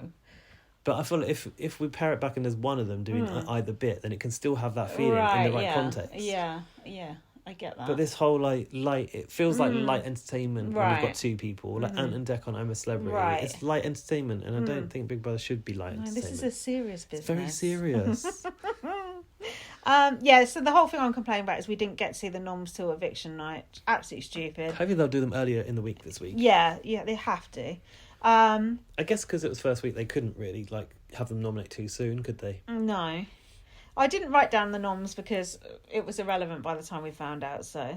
Matt Easter... Oh, I'll tell you one nom I do remember. Trish nominated Paul, and I was like, Trish knows she's got Paul's card I've seen them having beef. Not beef, but a debate on the feed back and forth about something. I can't remember what it was now. Probably that straight pride thing. Yeah, it probably was, yeah. A couple of relevant things I wrote down. Matty said it back, Kerry, her voice goes right through me and she's not grateful to be here. I mean, he's right. She's done nothing but moan. Stop scratching that foot. Oh, it's eczema. It's really itchy. Oh, God. She's done nothing but moan the whole time she's been in there. Trish nominated Paul for being shallow. Zach nominated Henry for not being a team player. Oh, not washing up, I bet. Jordan nominated Paul for bodily fluid jokes. And said the phrase that gives me the phrase gives me... Hold on. The phrase gives me the ick, which also gives me the ick. Yeah, I must say I feel the same way about that phrase. Paul nommed Farida for wanting to spread the word of Islam. ... No, did no, not. that was how the sentence. Fuck? No, that was how the sentence started. But then he said, "Oh," and I thought that was really great. But then he said, "But then she said she was in here to like get fame." But just the way the sentence started, I was just like. And then someone else on Twitter said, "I thought that was about to go sideways for it." That's exactly when he said that. Like I was like, I'd forgotten that. that was a really bad way to start that sentence. I like the way he did it. Keep us on our toes. Yeah. But he also was like, "Oh, she's a magazine dealer, so she got to go." He worries about her followers. Farida and Thingy were put up, and someone said, "I knew it." Jesus. Farida said it, actually. What about Paul and Tom celebrating that they weren't up? Don't think it's a bit rude. Yeah, that wasn't great. I'm glad you thought that, because someone on Twitter was like, well, they're just happy. Every fucking thing you say on Twitter, someone's got to say something. Shut up. Tweet on your own timeline your opinions. Don't argue with mine. It's fucking annoying. Fuck off. Fuck off. Yeah, it was insensitive. Yeah, I just think it's just rude. Oh, I've got another week in the bed together or whatever. Yeah, someone's going home. You're going home. There's no clock watching. Because, I know, we've still got 10 minutes. That clock's got the wrong time on it, actually. Oh, yeah, just put it on the TV and then you can TV watch. Oh, yeah, Farida's going, "Oh, it's because my age." Why can't I mute this telly? Oh, and it's spoiling Coronation Street for me. Oh, God, and all the listeners. Farida said it's because of our age. Oh, it's because of our age. Didn't someone say it's not? No, it's not. It's because you're arseholes. Or did you say it's not? Oh, it was me. Yeah. Oh, yeah, Farida's saying that others ganged up on us. But you're not allowed to gang up because you're not allowed to talk about nominations. Olivia's like, "I didn't, and she's like, "Well, you have." gang up. And she's like, "Well, you have. This is exactly what's happened." They didn't gang up, and not unless they decided to gang up individually, which I think is the opposite of ganging up. It's groupthink. Yeah, they didn't gang up. Kerry and Frida arguing again about being themselves. I just noticed that on the front page of the ITV X. The front page. I was going to say ITV Player, ITV X. Yeah. They've got Robin Hood, Prince of Thieves. You know where that's there, don't you? Kevin Costner. Do you know why that's there, right? No, why? Because of that tree that got cut down that was in the film. Oh, was that in the film? Yeah, that's why it's famous. Oh, that was bad, you know. Poor tree. If you hate nature, you must hate yourself. God, I sound like Yoda. Stop doing that. You're not even paying attention. I'm getting the telly ready. Good God. Doing wrong for right over here. Farida said Kerry is trying to be Hallie's friend, but she can't because she should Too be old. in a mother role. She should be dead by now. Yeah, like me, a mother role. Then Farida walked in on Kerry slagging her off about her followers. Kerry was like at the makeup table going, "Oh, her followers. Oh, she's got so many followers." Oh. And Farida walked in and was like, "You what?" Then AJ said, "Please do not swear." Did you like that? A new twist. Your impression? Yeah. Please not swear. Did you like the way she said it? You can't take the piss out of her accent. That's her accent, all right? It's not taking a It's her piss. accent, all right. We never take a piss out of someone's accent on this podcast, do we? Fuck me. Didn't I do it earlier? Yeah, well, literally, you should have heard mine and Lookin's Felicia impressions on the last podcast. As well. I want to do with Chanel. Literally, this whole podcast is built around taking a piss out of people's accents. Yeah. Blah, blah, blah. Farida got told she was going and cheered. Oh, it's annoying when that happens. Yeah, just what I wanted. What do you think? To go home first week after all the months I've taken going through this application process and missing out on $100,000. What do you think of her whole attitude to being evicted and like she hates everyone and blah blah blah? She couldn't give a shit and everything. Don't you think she's doing too much with it? She probably doesn't give a shit. Well, she was recruited, wasn't she? A lot of followers, you know. She's like, "Oh, I've never watched this show." Blah, blah, blah. Well, you know what? I was thinking about that. Her sister said that she was recruited, but I know that Big Brother was sending people messages going, "Do you want to apply for Big Brother? Here's the link." Right. So it might not have been as like a direct. As like what's not cold cut? What is it? Hard cut? Is that even a word? Clear cut as that? Yeah. Cold cut. Let's have a nice cold cut of beef. Actually, she did have a cold cut of beef. She had go on that cold cut salmon. I know that much. That's another thing, you know. Oh, Olivia invited her to eat that salmon. Rewriting history. She was there in my corn. Now, what about how she left? We didn't have the pyramid with the hands. We had... You have been evicted. Come You on. have been evicted. There's no stairs to walk down anymore. What about Got to see her go up the lift, though. A little bit. Oh, did you notice? No, I must have been... There are no stairs. It's step-free Big Brother house because of accessibility. You've got to let go of those stairs. But I miss people coming down those stairs. And I do like the stage, though, when they come out. It does look cool. That reviews that look like a phallus spurted neon lights into the audience. Well, that too. What about the love heart hands? No booing and doing the love heart hands. No. Who did the love heart hands? People in the Farida audience. did, and then people were doing it back. I think people did it in the audience. She did it back. That's not what I want. That's the exact opposite. A man there on his phone filming AJ and Will. Must have been the social media team. Yeah, I was going to say, you have to get your phone taken off you. That audience did look a bit, What? Chavvy. I didn't think so. I actually forgot to say last week that I thought the audience was more mixed than usual, actually. Oh, really? Yeah, I thought it looked like the not just the old mob. Usual loonies and anoraks, according to me. So the interview... They were in anoraks because it was raining. Yeah, it was probably bloody cold, and we know they can't go for a wee. I hate the interview being on Late and Live. There's no atmosphere. This is the time when we get to show what we think. Doesn't seem like Farida gives a shit, going on about all the success she's had in her life. That's my final words on that. There was a bit in the interview, it was a bit uncomfortable, I thought, actually. One of the questions that was raised, I think it was about Hallie. Mm-hmm. And I felt like they were taking the opportunity to sort of make her look bad. Oh, probably, yeah. And she didn't like it for a minute, but then they managed to recover. Oh, okay. I felt like it got her back up. Right. Shame you didn't write down what that was. Sounds interesting. Yeah, it is a shame. Perhaps I'll learn next time. We've got one more episode to go, but I think we should have a little break. Really? Can't we get through it now before polish it? No, because I need a wee. What about the cold cuts? We can just do that little bit and then a little bit on tonight's after with the emails, can't we? Yeah, okay. I need to urinate. Okay, right. We'll be back after we've watched this episode, and hopefully there'll be an advert here. Maybe there won't. Who knows? There will be. Bye. Right, we've just watched the episode with the camping, but we're going to briefly talk about Sunday's episode before we get onto this episode. You got no notes? I got no notes. Okay, what happened? Can't remember. Well, Farida had just gone. Trish wishes more people had gone over and hugged Farida. There was some divide of people who went to hug Kerry, but didn't hug Farida. Some issue there. It was a bit like wasn't the issue that people celebrated Kerry staying and they didn't commiserate Farida, and she didn't want to create a bad feeling for that person. Is that right? Yeah, that was nice of Trish to say that. Trish is nice, and Trish's got a good read on some people in she that does. house. Oh shit! Clocked. What? The bots regulars are back. The bots. Where's Paul? What's his Paul name? Wilder. They haven't met him. He's blacklisted. Bless There's him. Paul Wilder next to that guy. That's what made me think of him.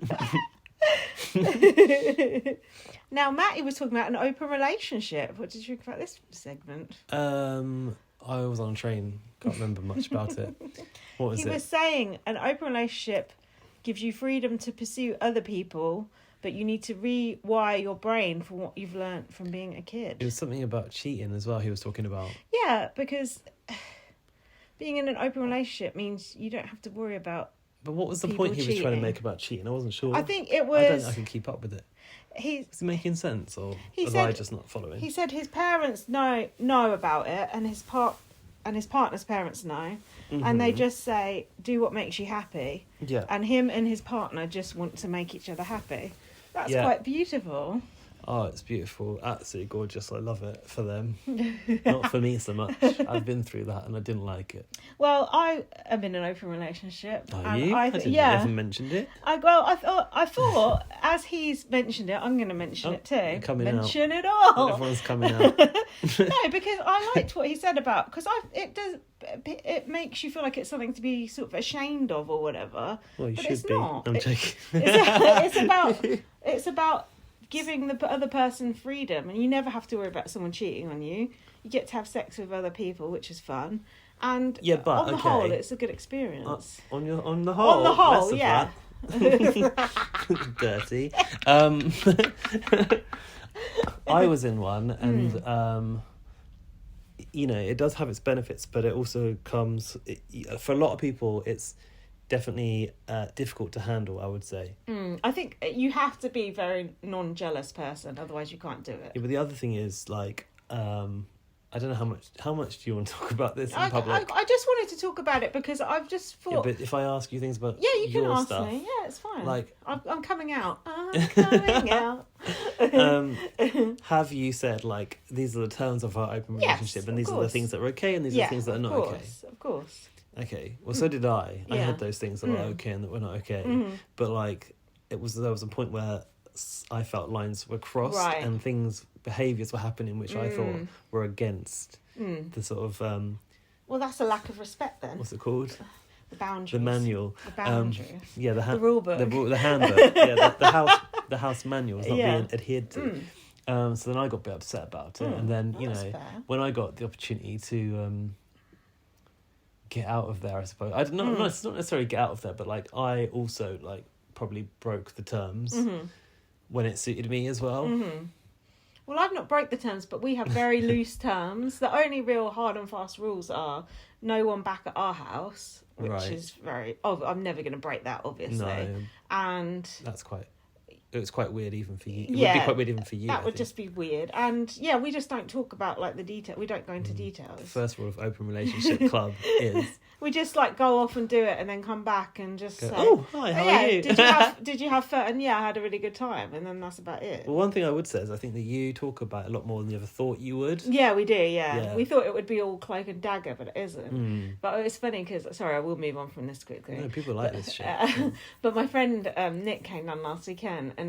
I said, oh, did you tell your partner about mine and Jack's open relationship? She said, yeah. And I said, what did he say? He said, absolute recipe for disaster. Oh, yeah, I think he's right in many cases. Yeah, but my relationship is completely happy. And my relationship is... Happy camp. My relationship is completely respectful, happy. There's no fear of anyone cheating. I've got no worry that Jack's going to go and leave me for someone because... He can literally do what he wants going out with me. And you could go and leave you for someone anyway, exactly. Right? He's got the easiest life ever going out with me. So, and I've got an easy life going out with him because he's very laid back. Some people, though, live their life with that paranoia, even in a committed relationship, because they don't trust the other person. Exactly. So I wasn't trying to say that, Jack could leave you at any moment anyway. It's true that any person could leave anyone at any time. Exactly. You either sort of trust your partner or you don't. Exactly. For me, it wasn't really a trust issue so much. I came with a whole load of other anxieties. Like, I enjoyed the benefits of it, don't get me wrong. Like, I had my fun as well. But, like, that came with what that came with for me, a whole load of health anxiety as well. So it just wasn't for me. For me, it's just like a friend, literally a friend who I have sex with, and there's never been any romantic feeling or anything like that. It's all set up with the legitimate boundaries. And that is one of the risks, though, isn't it? I suppose for people. Yeah, but it's so far so good. There shouldn't be anything shameful about it. You're right. No. And like Matty talking about it on TV, I guess is good to normalise it. Because it is just another way of... It's just one form of relationship, isn't it? It's like one relationship model, and not everything has to be like heteronormative. Well, this isn't. Let's say heteronormative, but the different types. Mummy and daddy, and all this stuff. That's just not necessarily how humans work. Yeah. And I would like to sort of tell my mum about it, but I know my mum would just be worried that she'd be worried about me meeting up with strange men. She'd be worried about me getting disease. She'd be worried about me getting murdered. She'd be worried about me and Jack splitting up. She'd be worried about everything, so I can't really come out about it. But maybe I should. Who knows? Well, it's. I guess in this case, your belief is it's better for your mum to not know. No. So, like, if you think that, then... But I know she'd enjoy some of the stories. Probably. Anyway, I'm coming out, so there, I've come out. If you're in an open relationship, let us know in the emails. But I like that about Matty. I know you said he was boring, but that sort of made me think, that's cool to actually hear about that and, people asking questions about it. That's interesting. One other thing that I would say, don't you think I think it's more commonly accepted amongst gay people, and for straight people to sort of be open about that is probably harder, I think. And all the gay people I know are all in committed relationships. I don't know any gay people in an open relationship. That's really? The weird... I don't know anyone in an open relationship except for me. Or do you? Maybe I do, and they're just not... Oh, actually... open relationship. I don't know what you just said, but I don't. Oh, Yeah. maybe, yeah. Yeah, I think he's an open relationship. Well, I don't know if he wants that said on the podcast. Possibly not. Yeah, Just insert bird song here. But yeah, I don't really know any. But he's gay, so I don't really know any straight people in an open relationship. Bi, actually. Oh, bi. Sorry. It's by the by. But it's really fun to meet new people and have sex with them. So don't knock it till you try it. Although it does have its downsides too. Don't get me wrong. Yeah, do be careful and do tell someone where you're going. I ideally. do. Okay, also, men are annoying, but that's another matter. Anyway, Paul dragging people out of bed, is that assault? It's not great. That's one of the worst things to do to someone in the Big Brother house, isn't it? That is a recipe for disaster, as well as open relationships. That should be against the rules, I think. And the problem is people could be not dressed under there, although I know they were sharing a bed. It was 2 people in the bed, wasn't it? Noki and someone? I can't remember who it was. Kerry loves it that she's not gone grey yet. Oh, loving that. Yeah, good for her. Oh, no, I'm not going to. I don't know, I was just saying to my uncle about people going grey and stuff, and said, so my nan hasn't actually gone grey, she's actually got brown hair, and he said that's because she's evil. I don't understand that. I thought the evil people went grey first. I like that. God. But Kerry's not grey, and she's evil, grey. So that's perhaps that's right. She is. Is your nan evil? I don't think so. She seems quite nice. So Paul said groups are forming, and there was food worries going on, wars about food. Someone's eating this, someone's eating that. I don't know. So he's eating the butter. Half the lot of butter's gone. Oh, yeah. I missed that bit. Yeah, all that sort of stuff. Politics chat. Oh, this was where the chickens come home to roost. So Zach said that the average UK salary is 20 grand. I looked it up, it said 27 grand. 20 grand seems very low. Especially when you've got billionaires and then you've got... Do you know what I mean? Yeah, but I think, like, whenever you look up those average salaries, they're really high, and you think, who the fuck's earning that? Yeah. Like, it's probably in more than London, that. it's probably high. Yeah. Anyway, I looked it up, it said the average salary is 27 grand, so... I mean, Yeah. what's 7 grand? Meh. Well, quite a lot if you're only earning 20 grand. All right, But I get all right, it. Kerry. But I get why he's just latched onto 20 grand. Yeah. You know? Anyway, Yeah. Kerry was like, oh, well, I'm in the higher tax bracket and I really resent paying extra tax. Oh, I really resent it. Do you know how much you have to be earning to be in that higher tax bracket? I think it's about 50 grand. So, fuck her. I thought she might be on more by the way she was talking. Yeah, she probably is on more because she's an NHS manager and I think they get a lot. I thought there's no money in the NHS. Oh, when I was a band 2. Yeah, the managers do get a lot of money, I think. I think that's part of the problem. Part of the, the structure of the NHS is... Can we also talk about the fact that she's a long-term Tory supporter and she works for the NHS? Have the Tories not completely ruined the healthcare system over the years? Yeah, the Tories are trying to dismantle the NHS. So how does that make any sense? For our American listeners, Tories is basically the equivalent to Republicans, because someone asked me that on Twitter, one of our friends. Yeah, it's the Conservative people. Yeah, it's called the Conservatives, and their view is generally conservative. Yeah. But Kerry... Are you right there? Yeah. Carrie goes, oh, she used to vote Tory. I thought she said she didn't now, but anyway. I don't think so. She's always voted for them because she believes in since their she left policies. School. Well, it explains a lot about her personality, doesn't it? She doesn't sound like a Tory, but... I'm hoping this will get her evicted. Yeah, well, how's that going for Jordan and Henry? Well, they've not been on the block. Henry gets away with it because it's a bit of fun. Jordan looks like he's a charlatan from the tweet we just got sent. Why? Oh, because he likes Housewives. Likes the Real Housewives. How do you know, you bitch? Because his friend's been grassing on Twitter. What is going on there? Because that is not just a made-up accent off of Downton Abbey. I'm sorry, I don't understand. That's not how someone develops an accent, is it? No. Weird. So then Olivia and Trish were in the room, and Kerry tried to go, and they're like, "Oh, can you give us a minute? Because we're talking." Oh, I've just been sent out. Well, this is I've the just thing. been sent out. We were from launch night with Trish saying, "I fucking hate the Tories," and Henry saying in his VT, he's a Tory voter. These were the two we thought were going to come to blows. Yeah, they're best Actually, mates. they're really good friends, and they spend yeah. a lot of time chatting with each other if they've late talked at night. about politics at all. They have, because Jordan said he was like middle left. What was it? Centre. What's it called? Centrist. Centre left or something. Yeah. Centre right. Anyone saying they're right centre anything is just lying. But perhaps it's going to be Trish and Kerry that come to blows over the political views. Yeah. What do you think about that? Well, Trisha's got the knives out for Kerry, hasn't she? Yeah, at the end of the show, and a performative nature. Yeah, I love that. So, Absolutely love you that. know, with that, with her already having identified that, perhaps if she gets wind of was she present I don't for know. the political Yeah, I don't know. conversation? Yeah, I don't know. It seemed like everyone was there, because I remember Zach Yeah, it seemed like there talking was about a lot. it on the sofas. Yeah, hopefully they were.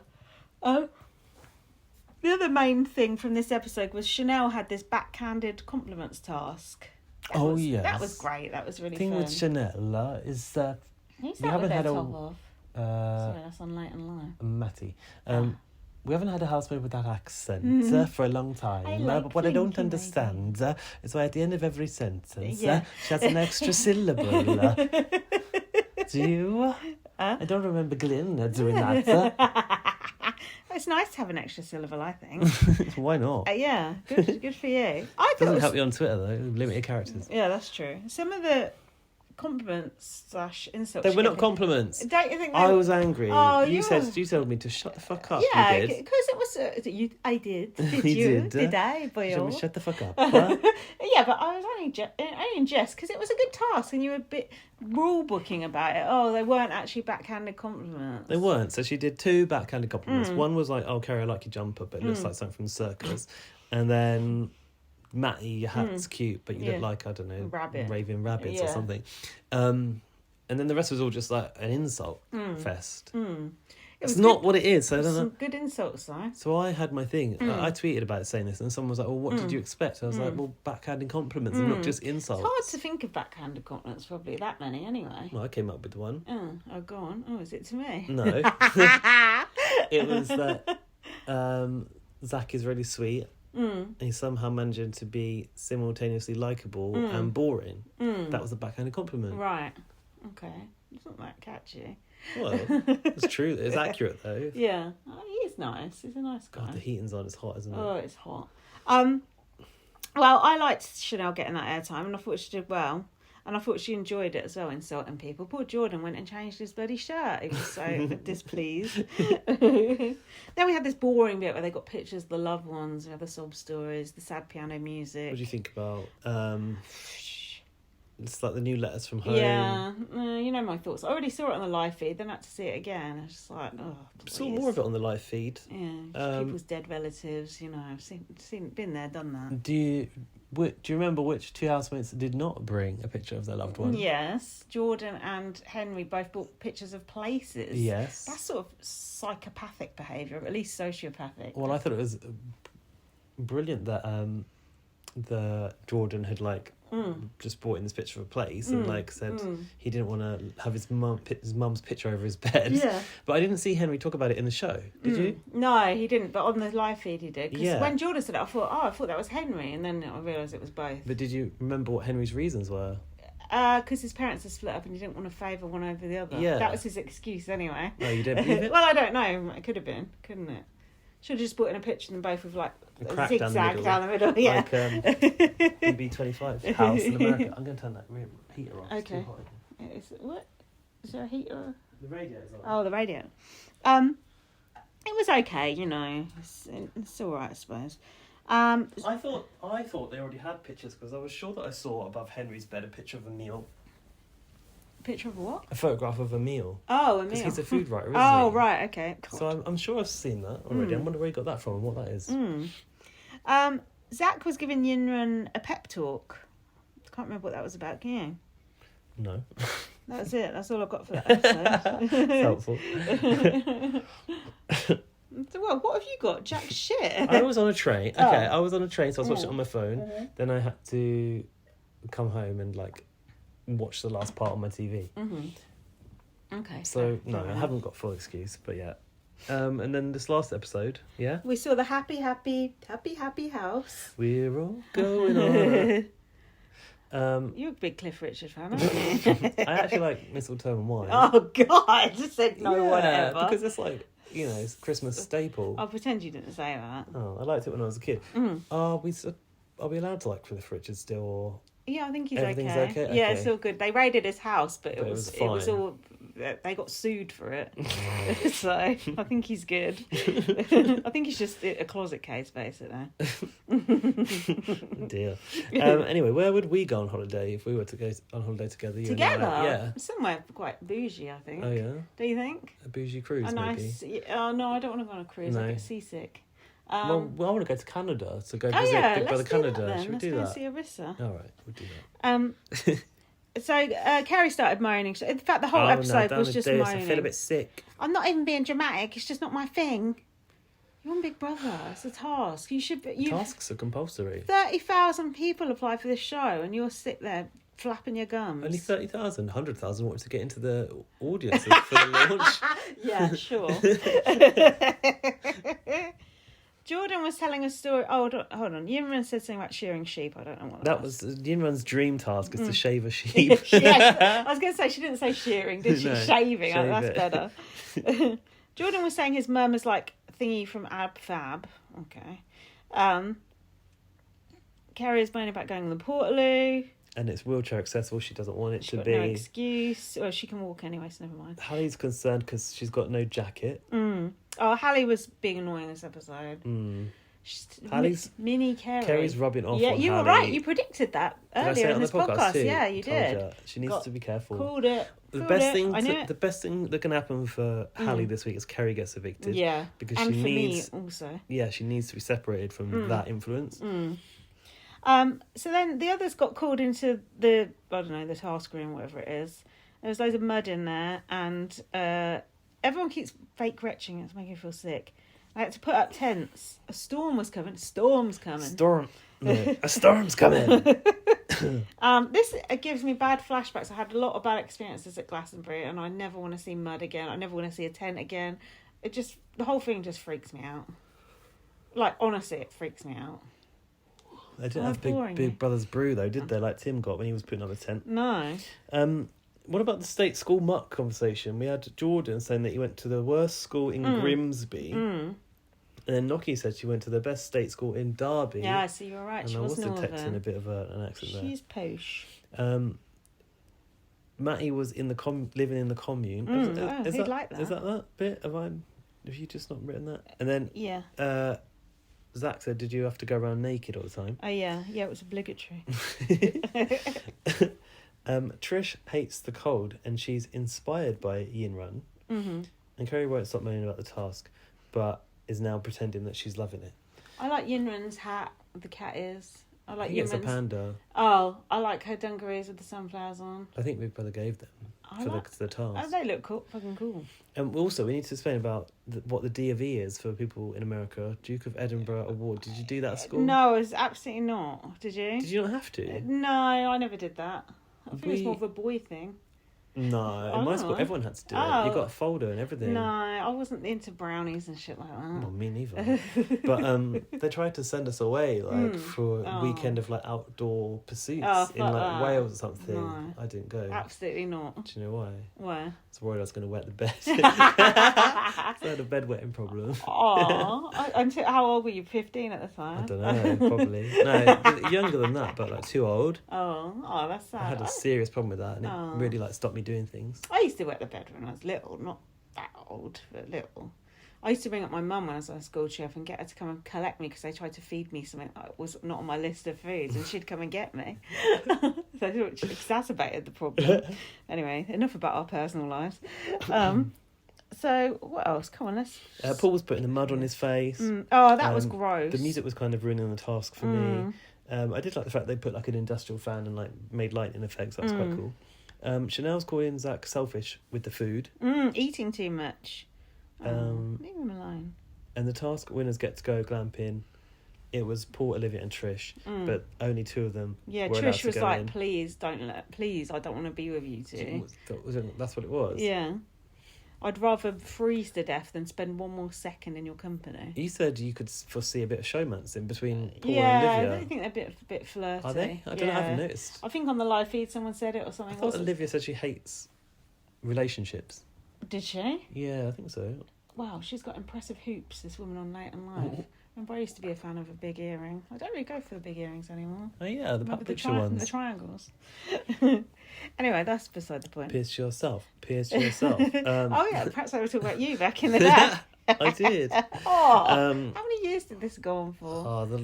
Honestly, like last time that there was one time when I actually did it in a hotel when I was far too old, and it was very embarrassing. But the other time was like when I was like going to parties and I got really drunk and I had to sleep in a tent, and I was so drunk, we were on absinthe, that it happened, and it hadn't happened for a long time, and I was so embarrassed, and I was sleeping in someone else's sleeping bag, so I just had to get up in the morning and put it in the washing machine. Oh, that is... for no particular reason, and it broke my phone because I peed on it. Oh no! How old were you then? Like in like year 12, year 11, no, year 12. I don't know Sixth what that form. means. Oh shit. Yeah. 17. And you've not done it since then, or have you? I think I did it one time after that. God, but not since then. Real issue. Wait till you're old. Don't. It will come back to haunt me. I know. Oh, we've all got our foibles. I've got a weak bladder, not a leaky one though. So then they did this task in the rain with the ponchos. Yeah, they looked good in the ponchos. I liked it.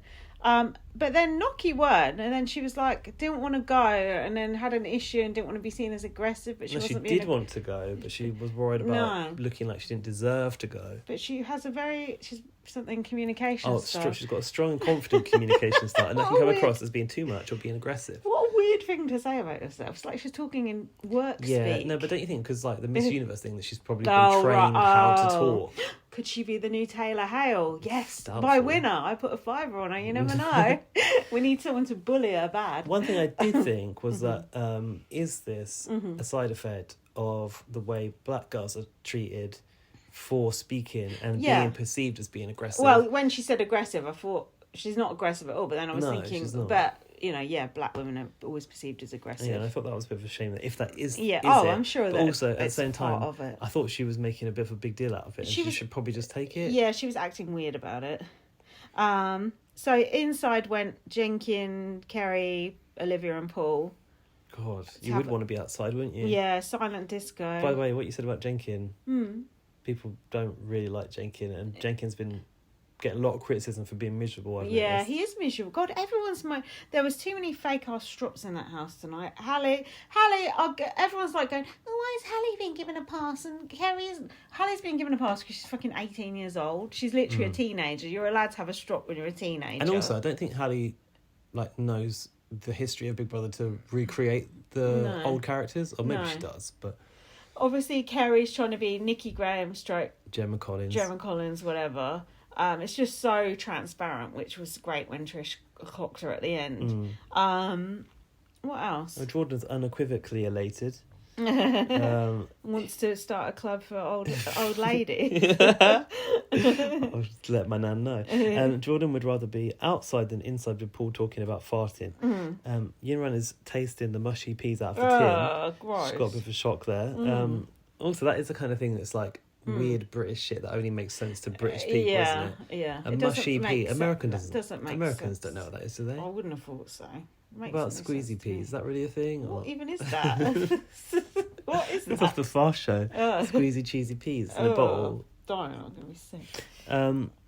That's probably what they tried to feed me on that school trip. I had to get my mum to pick me up. The Glam Pin people got a meal from the Bits and Bob's Tuck Shop. That reminded me a little bit of like I'm a Celebrity, the shack in the what's it called? Yeah. Back shack or whatever. And Jenkin broke the bench, but don't worry, no Alison Hammond. Did he? I missed that. He just cracked underneath his weight. Eesh. Yeah. Hallie had a food tantrum. Dream house. Oh, this is Jordan and Henry. Oh yeah. My dream house would be between Holland Park and Notting Hill. A townhouse, no less. Well, is there something going on between these two? Do they fancy each other? No, I don't think so. Do you? I think it's platonic. No, I think Henry said something on the live feeds or he had a good connection or something. I don't know. I think they talked. Yeah. There was the subject came up about would they ever be, and I think it was shut down. No, okay. I'm not sure though. Well. And Jordan is 4 minutes walk from Waitrose, which is lovely place, lovely position to be in. They want to create a club for old ladies. Everyone makes an effort when they what's that? Oh, Everyone makes an effort when they go out from the house in London, apparently. And in Milan. No, in London, he said. No, they don't. I literally just came here and I'm just wearing an old T-shirt and probably a raggedy old collar for me. Yeah, you are, actually. All my T-shirts have this collar. You pull your collar, that's why. Do I? Yeah, you do. Oh, no. God. Why do I do that? I think you feel restricted if it's too tight. Yeah, you do. So these are monkey T-shirts. They all go like this because they're only like £7. That's why. But having said that, you do put on lipstick. Of course I do. Do you think I leave the house without lipstick? See, there you go. That's what Jordan said. You make an effort. Got to be kidding me. And then at the end, Trish went to the diary room. I was like, what did she say about Kerry? Performative, which was the exact same word I just used in a tweet. She's performative performative tantrums. Yeah. And performative niceness. Yeah. Right? Nothing she says is real. And then Trish comes out. Kerry's like, "Oh, Trish been in the diary a long time. I think she must have fallen asleep." Then Trish came out and said, "Oh yeah, I had a lot of shit to get off my chest." Wink, wink. She said I was pouring my heart out. Yeah, didn't she? pouring my heart out. Not about anything emotional. About how much I hate you. I like that. Trish is my only hope for my bet. Noki, no, she's not relatable. Trish, we've both got money on Trish. Trish, oh, well, there you go. And I got money on Hallie too. Oh, okay. Oops. No. Oopsie. Look, first time out. No, you never know. Hallie could come back round. You're right. Kerry needs to go. Gotta go. Right. We've been doing this. Anyway, what do you think? Good week? That episode sort of irritated me. It was just too much moaning. People said it was the best. Some people said on Twitter it was the best episode yet. Who said that? Someone that I follow called Ryan. He follows me. me. Yeah, I follow him too. Oh. No, Ryan, you're wrong.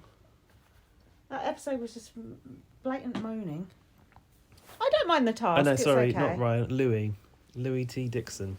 Best ep so far. No, I disagree. And I did see Lewis, controversial Lewis, saying that his worry is that Big Brother thinks there has to be a task every day. Yeah, same.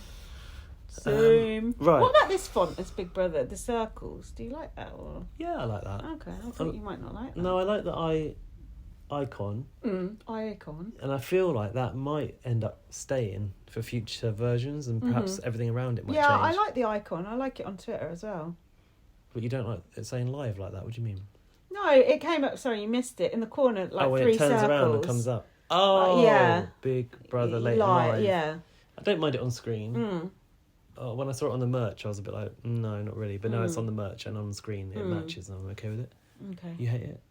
No, I don't really have anything towards it. I was just curious because you're a stickler about that sort of stuff. Brand stickler. Yeah, we brand found out some of your social media strategy ain't working out that well.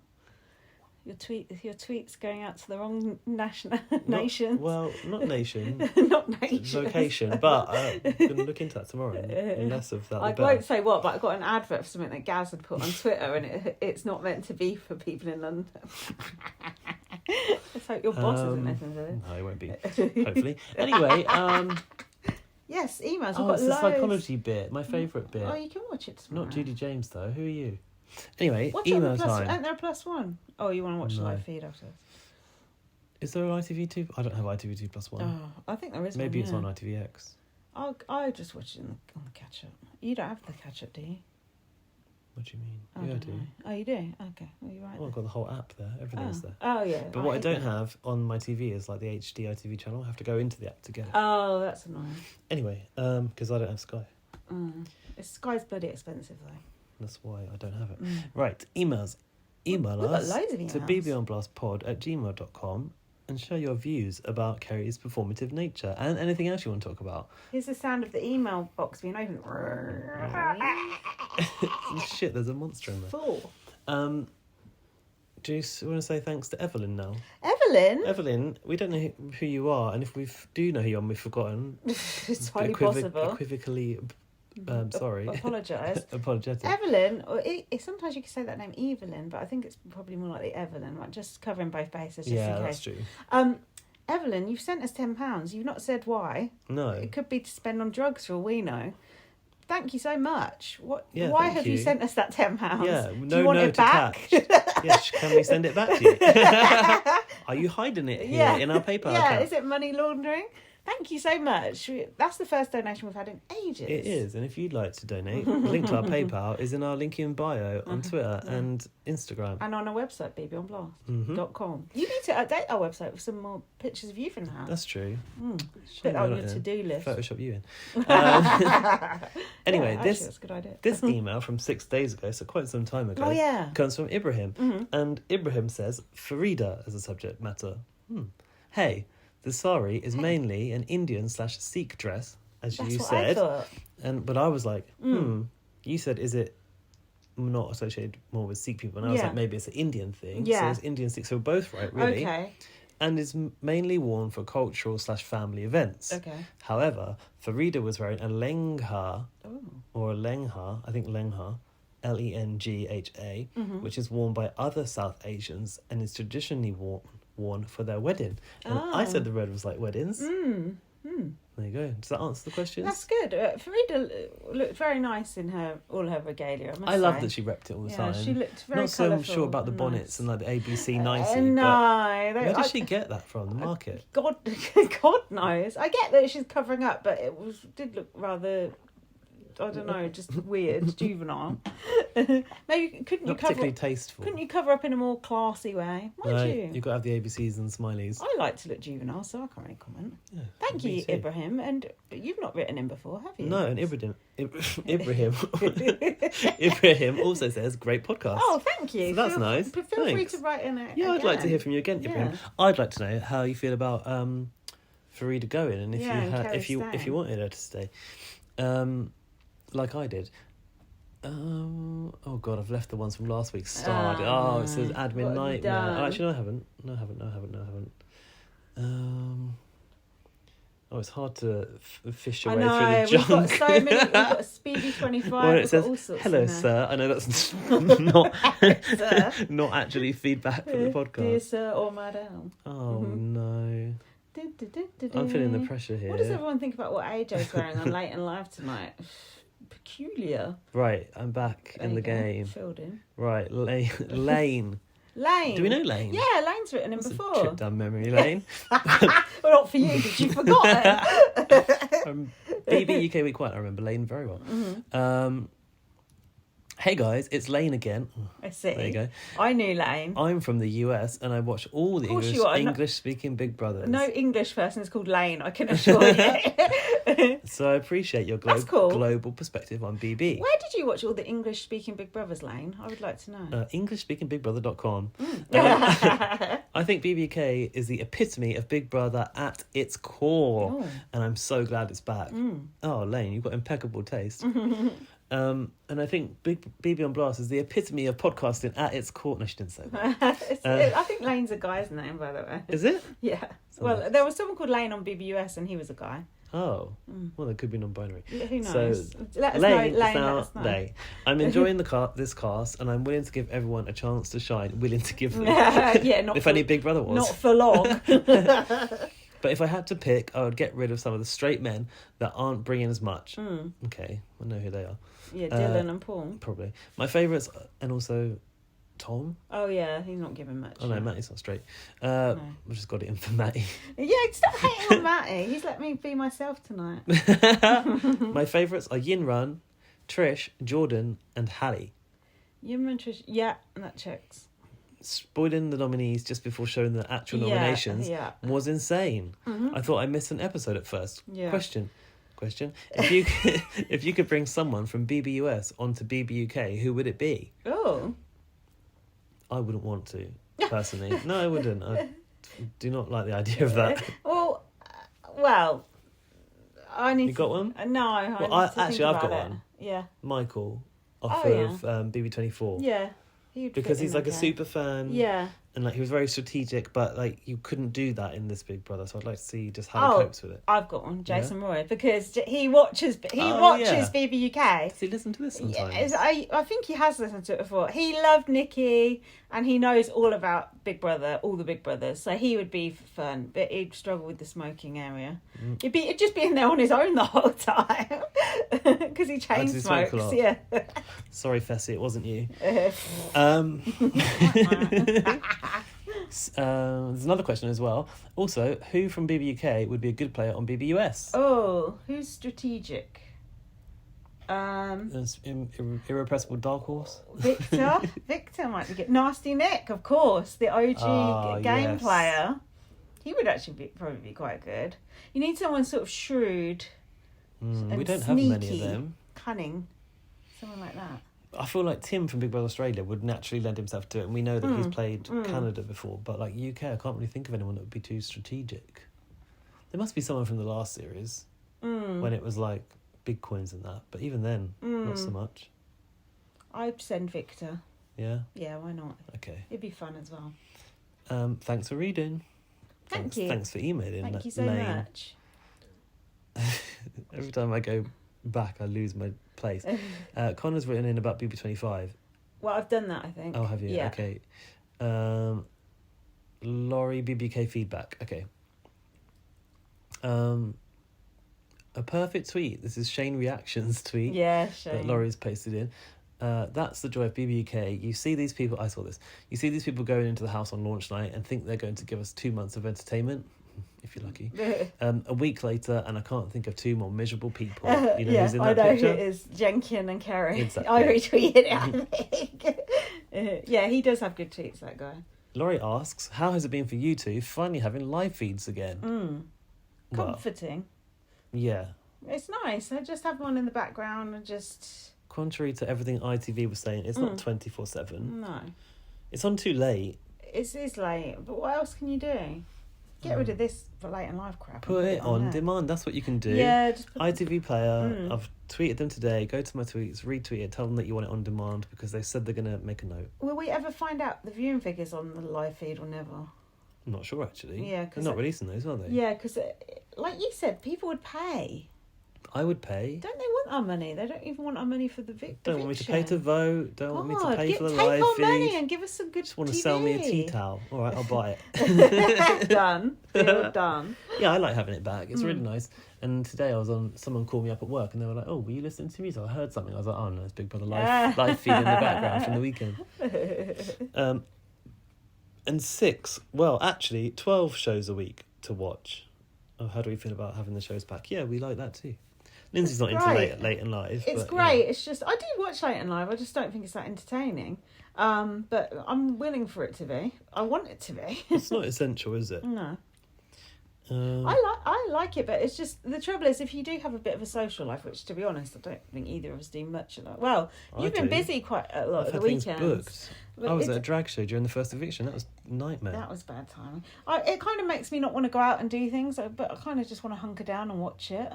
You know. Yeah, me too. I do. I cancelled on a friend I was meant to see from my old work. I was like, sorry, Big Brother's on. Actually? Yeah, I actually did. It's just like, I just can't be bothered. I just kind of want to stay in and if you miss it, you kind of miss out on all the, chat about it and everything. Yeah, also, I've had a gay emergency because I booked a ticket for Jessie Ware, who I liked her before the gays did, but anyway, she's doing a tour. And no, it's not the finale. It's the same night as the finale, and of course I'm not going to miss the final. No. Hopefully we're going to be there. Yeah. Hopefully Big Brother's going to ask us to come down together. Look, I've got my earrings on. I'm prepared. Send us the email to invite us now. Anyway, so yeah, obviously I'm going to sell that ticket. Jessie, where? And then she's got another night, the next night, another date that's not sold out. So I almost immediately bought a ticket, but then I thought, there'll be things I want to do. I want to do a podcast at the final, so I didn't book it either. So I am prioritising Big Brother over other things. Good for you, finally. Good for you. That's good. Yeah, that's good. Laurie's back with the part 2 of this email. She says, it's quick, I promise. Just watched Sunday's show and I absolutely loved the family photos segment. Oh, Laurie, you big softie. One of my favourite things in life is crying while watching good TV. That's why Laurie likes the medical dramas. Viewers have to feel a connection to the housemates, so well done. Laurie was crying over it. I love to cry watching TV as well. Fast forward to late and live, and why is overly white-toothed Joey Essex on the damn panel? For fuck's sake, does anyone give a rip? Thank you. How does Laurie even know who Joey Essex is? Because Joey Essex transcends borders. God. Everyone knows who Joey Essex is. I hate Joey Essex as well. He's so stupid and annoying. And fake stupid as well. She said, I had to get this out. Thanks, mates. Mates. Love you. Laurie, how do you know who Joey with Essex is? the love heart emoji and loyalness to the Laurie.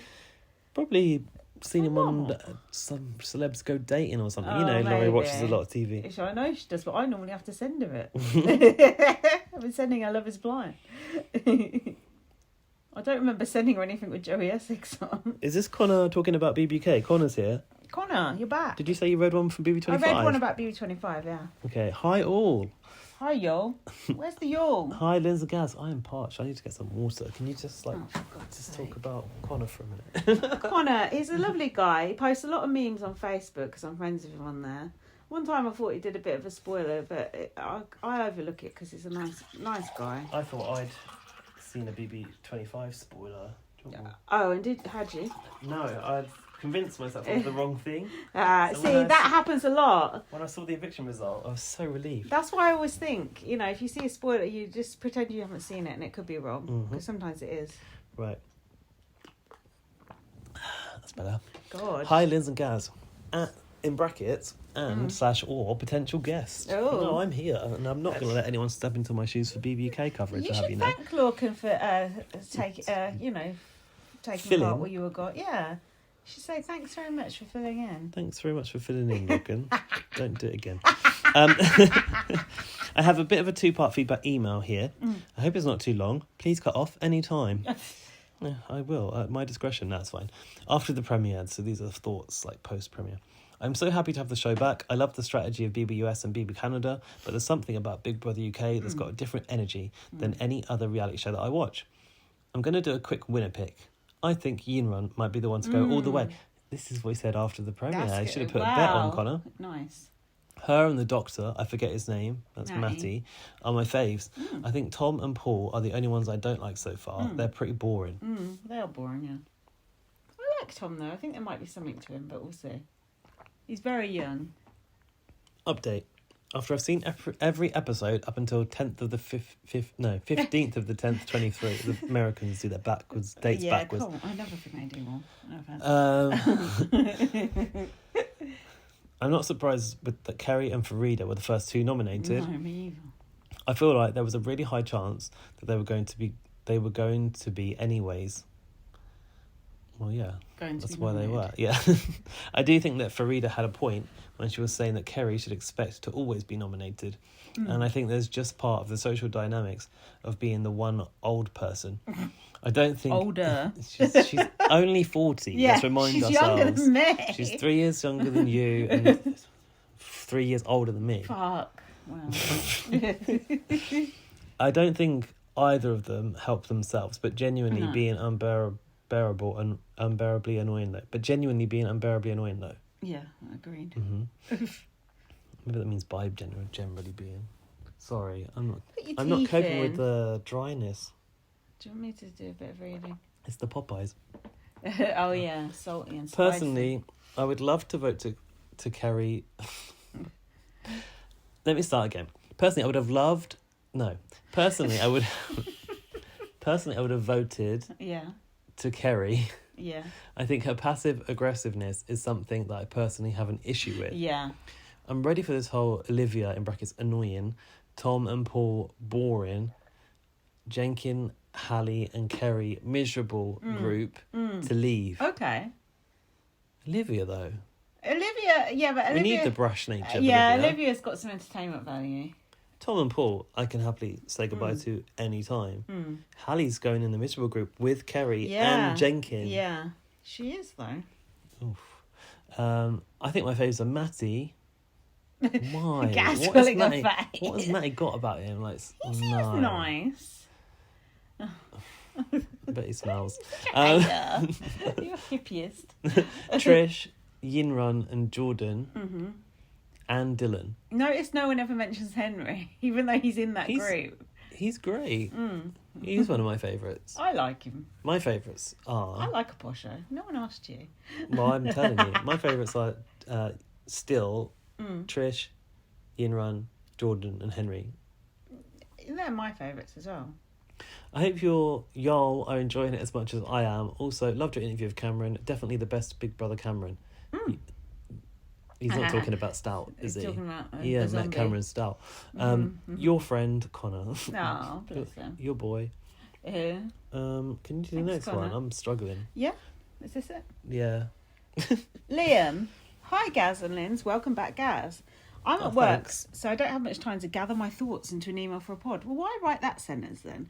But still wanted to get one in. Don't you think it's not necessary? Wasting time. Your manager's behind you. It's like saying without further ado. I'm obsessed, capital letters, with this series.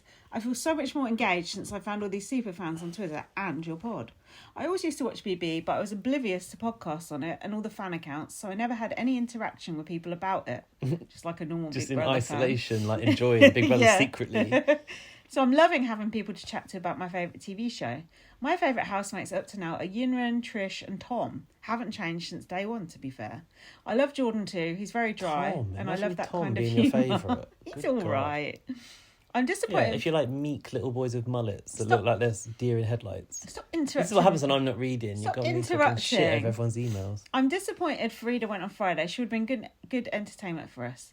Agreed. What do you make of the news about CBB coming back on ITV1? I'm glad he mentioned that. Because I'd forgotten. Yeah.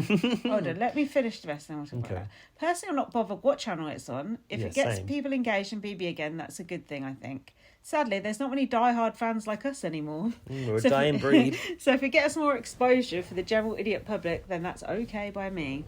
Casual viewers have always been more interested in celeb versions of programmes. True. That's all I can think of for the minute. I'm getting some side-eye from people at work. And I should technically be doing work. Boring bastards. Bye for now. That's a man after Liam's our own Big heart. Brother hooligan, isn't it? Yes, I think so. I think so too. What's the question? CBB coming back. Yeah, Okay, so the news has come out today that Celebrity breaking Big Brother's news. coming back. But let's be honest, I broke that news because I told you I met someone who spoke to producers. I didn't break the news really. Broadcast published it today, but you heard it here first. You actually did. But the news that it's coming back on ITV1, I was initially like, well, I'm a little bit annoyed that they're not giving Big Brother regular and ITV and Celebrity like the same treatment. In what way? I feel like by putting Celebrity Big Brother on ITV1, it says this is better than normal Big Brother. Oh, do you know what I mean? Because it's like the mainstream channel. Whereas actually, they should probably just be focusing on trying to either pull people that care over to ITV2 and boost their numbers there, or put Big Brother on the normal ITV1 and give it a better chance. I think it's getting decent view figures anyway. It actually is getting good numbers. Like, it's dropped since the launch, but that will always happen. That's always gonna But happen. it's levelled out at like, what is it, 875,000 a night or something, which is good. Especially for this channel. I thought it was more than that. Yeah, but for this channel, you're right, it's good. I think it's fine as long as it gets people interested in it. It should boost viewing for the civilian series anyway. Do you think so? Of course, yeah, because someone might watch CBB, they've never seen it before, and be like, what's this? And then get more interested in it. I think the worry for me is that Celebrity Big Brother really outperforms normal Big Brother, and we end up losing normal Big Brother in favour of just there being celebrity. No, I don't think that will happen. I could be wrong, but... The truth is, like Liam just said, I would watch a Big Brother on any channel, but Yeah. I'm not just anyone. No, And it's you're damn right. It's crazy to me that you have to put it on the main channels to get more viewers, because how hard is it to just find the TV show you want to watch in your ask TV your guide? nan, do you know what I mean? Yeah, true. It is the, like Liam says, the idiot general public need it made spoon-fed to them. The don't other they? thing I want to say, Liam, is I know that you said you were like living in a Big Brother isolation bubble, and you didn't know this world of Big Brother fans was out there, but I think try asking your colleagues if they're watching Big Brother at work, because I guarantee you some of them are, and people are actually willing to talk about it. My colleagues have been. But then I don't know where you work, so maybe don't. Right. Thanks for that, Liam. Sorry, I'm running out of steam. Right, we've got a message from Daniel. Who's that? Hi, I found your pod on Twitter and you guys passed the vibe check, so I thought I'd write in. My opinion has changed on Kerry. I felt so happy to see someone with multiple sclerosis on TV. I hope she would raise awareness and understanding of the condition. She hasn't really. No, she hasn't done anything of the sort. Not that she should. All that she's shown us is what being a massive Tory is about. Being rich enough to be bitter about paying tax, blissfully ignorant about poverty, and a right miserable sod. I hope she runs out of toothpaste.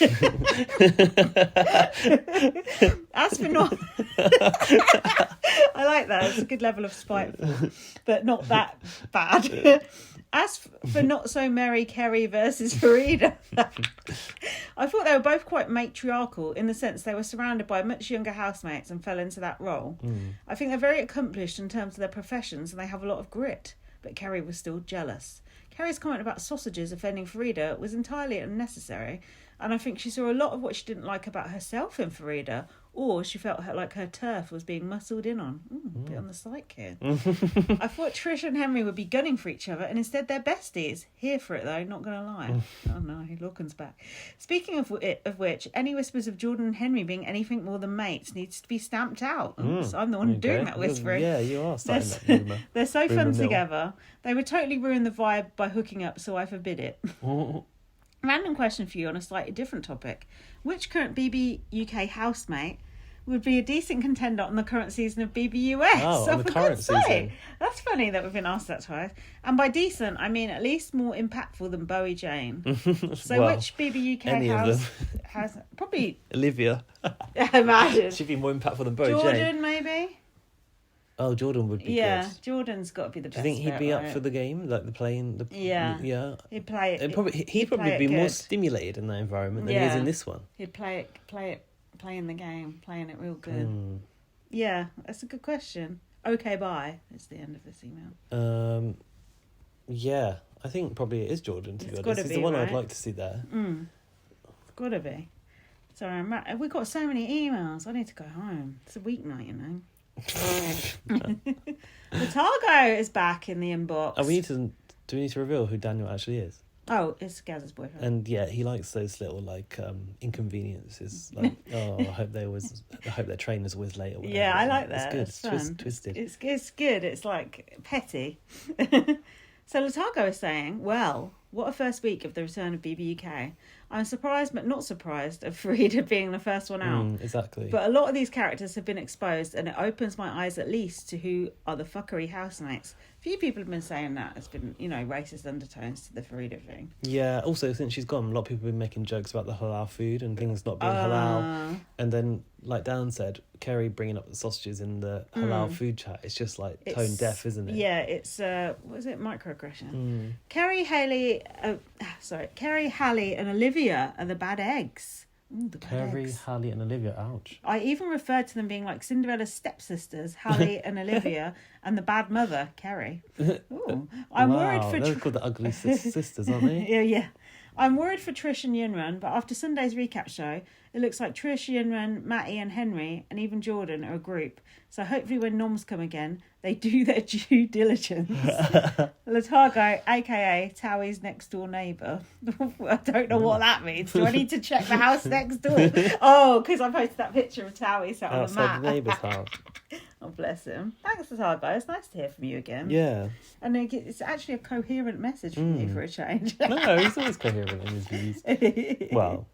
Sometimes there's some wild analogies, but that made sense. Oh, that was nice to hear from you, Natago. Right in again. No Morrissey lyrics today, though. No, that's a shame. Get back into your Moz. Although, even I've gone off him. Laurie has sent a tweet from Pot Noodle. Yeah, I've seen this. They released a new flavour. Is it real? Noodle lovers and BBUK fans, we hear you loud and clear. Our science pods have been working hard with Hellman's over the weekend to make this amazing, slightly strange combo a reality. Mayo and noodle combo gain votes and the naysayers get evicted. It's just got to be just AI or something, isn't it? They haven't actually made that. Ugh. Chicken mayo flavour pot noodle. That's absolutely disgusting. Nick is back in the inbox. Oh, Nick named after a type of weather that's cold. Yes. I haven't heard from him for a long time. He said BBUK is back from the nether region. So are you, Nick. Look, and he's done a gif of Rachel saying, I'm back, bitches. This is our last email. Unless one comes in right now. Yeah, hopefully not. Hi, Lindsay and Gaz. Hopefully this gets to y'all. He's yawling as well. In time before the pod is recorded. I'm sure it'll be at least 3 hours, so it should be good. What do you mean? So rude of Gaz to have a social life during a BB season, isn't it? A few thoughts. Sorry about that. A few thoughts on BBUK so far. Going back to the launch show, total missed opportunity during Pass the Parcel to not have one card that said Give basic rations to the person you think is the most basic bitch. Put some respect on the icons of the past. Was that Ashleen? Basic rations for a basic bitch, yes. I think how I feel about poshos is how you'll feel about the hillbilly characters in BBUS. Oh, you don't like them? I simply don't get them. To my knowledge, that's not something we really have in the US. Or at least I've never encountered someone that fits that mold. No posh people in America. That's hilarious. But you all seem to be enjoying them, so I'll try and be on board. I didn't even know Nick Stowe was American, or I'd forgotten. No, I thought it sounds quite British. Yeah. So why was Farida running around on stage like she'd done 80 lines of coke? What an odd one she was. Won't be missed. Hallie is such an impressive person, but things seem to be really weighing heavily on her after the initial excitement of being in the house. I thought the same. I hope she's getting like support in the diary room and stuff. Like maybe like not on camera even from psychologists and stuff. I wonder if she's having to answer a lot of questions being asked out of ignorance constantly. Yeah. I hope she settles in more comfortably. Mr. B needs to give her a fun task or two. What a great point. Very interesting that Paul received a few noms, mostly for being a thicko, as Lindsay would say, lol. I definitely need subtitles when he's talking. Yes, you said the Americans will struggle with the accents. I bet Chanel's a struggle as well. The editing has been super clunky so far, especially with how the episodes are just seemingly ending at random points in the evening earlier, versus showing them going to bed. Yep. You nerds. And I can't even begin to understand not showing the noms on a proper episode before the eviction. This is too much even for the scramble verse. Wait, did they not show them? Oh, they did show the noms in the eviction episode, didn't they? That did not work. Very much enjoying the return of BBUK so far and looking forward to seeing how the season plays out. Type this out while at work, so sorry if it's somewhat nonsensical. Another person slacking off at work. I love it. I say more of that. That was great. Less work, more emails to BB on Blast. Yeah, that was some good points there. I like that. That was very thoughtful. Thanks for that, Nick. And you got paid for sending that. Yeah. So I appreciate that. Mr. B's, that's on Mr. B's dollar. That was really good, that. God, that came in tonight. Well, just before the episode started. Well, did you have any other DMs or anything that was... Because I know you've been chatting with... Oh, Chanel's brother. Not that you need to read it out. I just wondered if we've missed anything from around the... No, I don't think streets. so. I don't think so. Apart from I've had a few flirtatious messages coming in.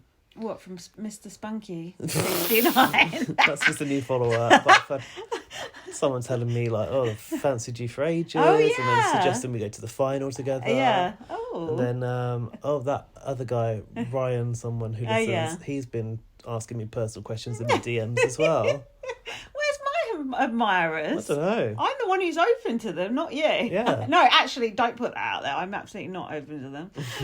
Well, no. Too late. What have I done? So no, I've not really got anything apart from that's Chanel's brother. That's cool. And I haven't read the last message, so I don't necessarily just want to like read it out, but like, yeah. No, that's fine. He was saying that last week we didn't have much to say about Chanel, so sent me a whole article about her, and I just sort of like palmed. I just like said, don't worry, we'll get to know her in time. Like, I'm not reading this whole article about Chanel.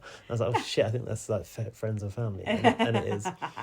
But yeah. But now we've warmed to Chanel a bit, so yeah, we'll give her a chance. Yeah, and people, I think the general feeling for people that are watching live feed towards Chanel is positive. Let's wrap this shit up. Follow me on Twitter, light@VM. Follow me on Twitter, BB_superfan.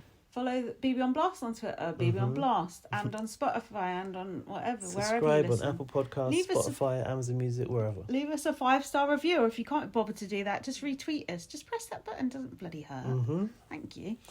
And if you want to email us, bbonblastpod@gmail.com. Don't send us that many next week. No, I'm joking. No, do. It's good. It's good. Read my book, First Aid Kit Girl, you new Big Brother UK people. Loads of British people in it. And they're all posh. No, they're not.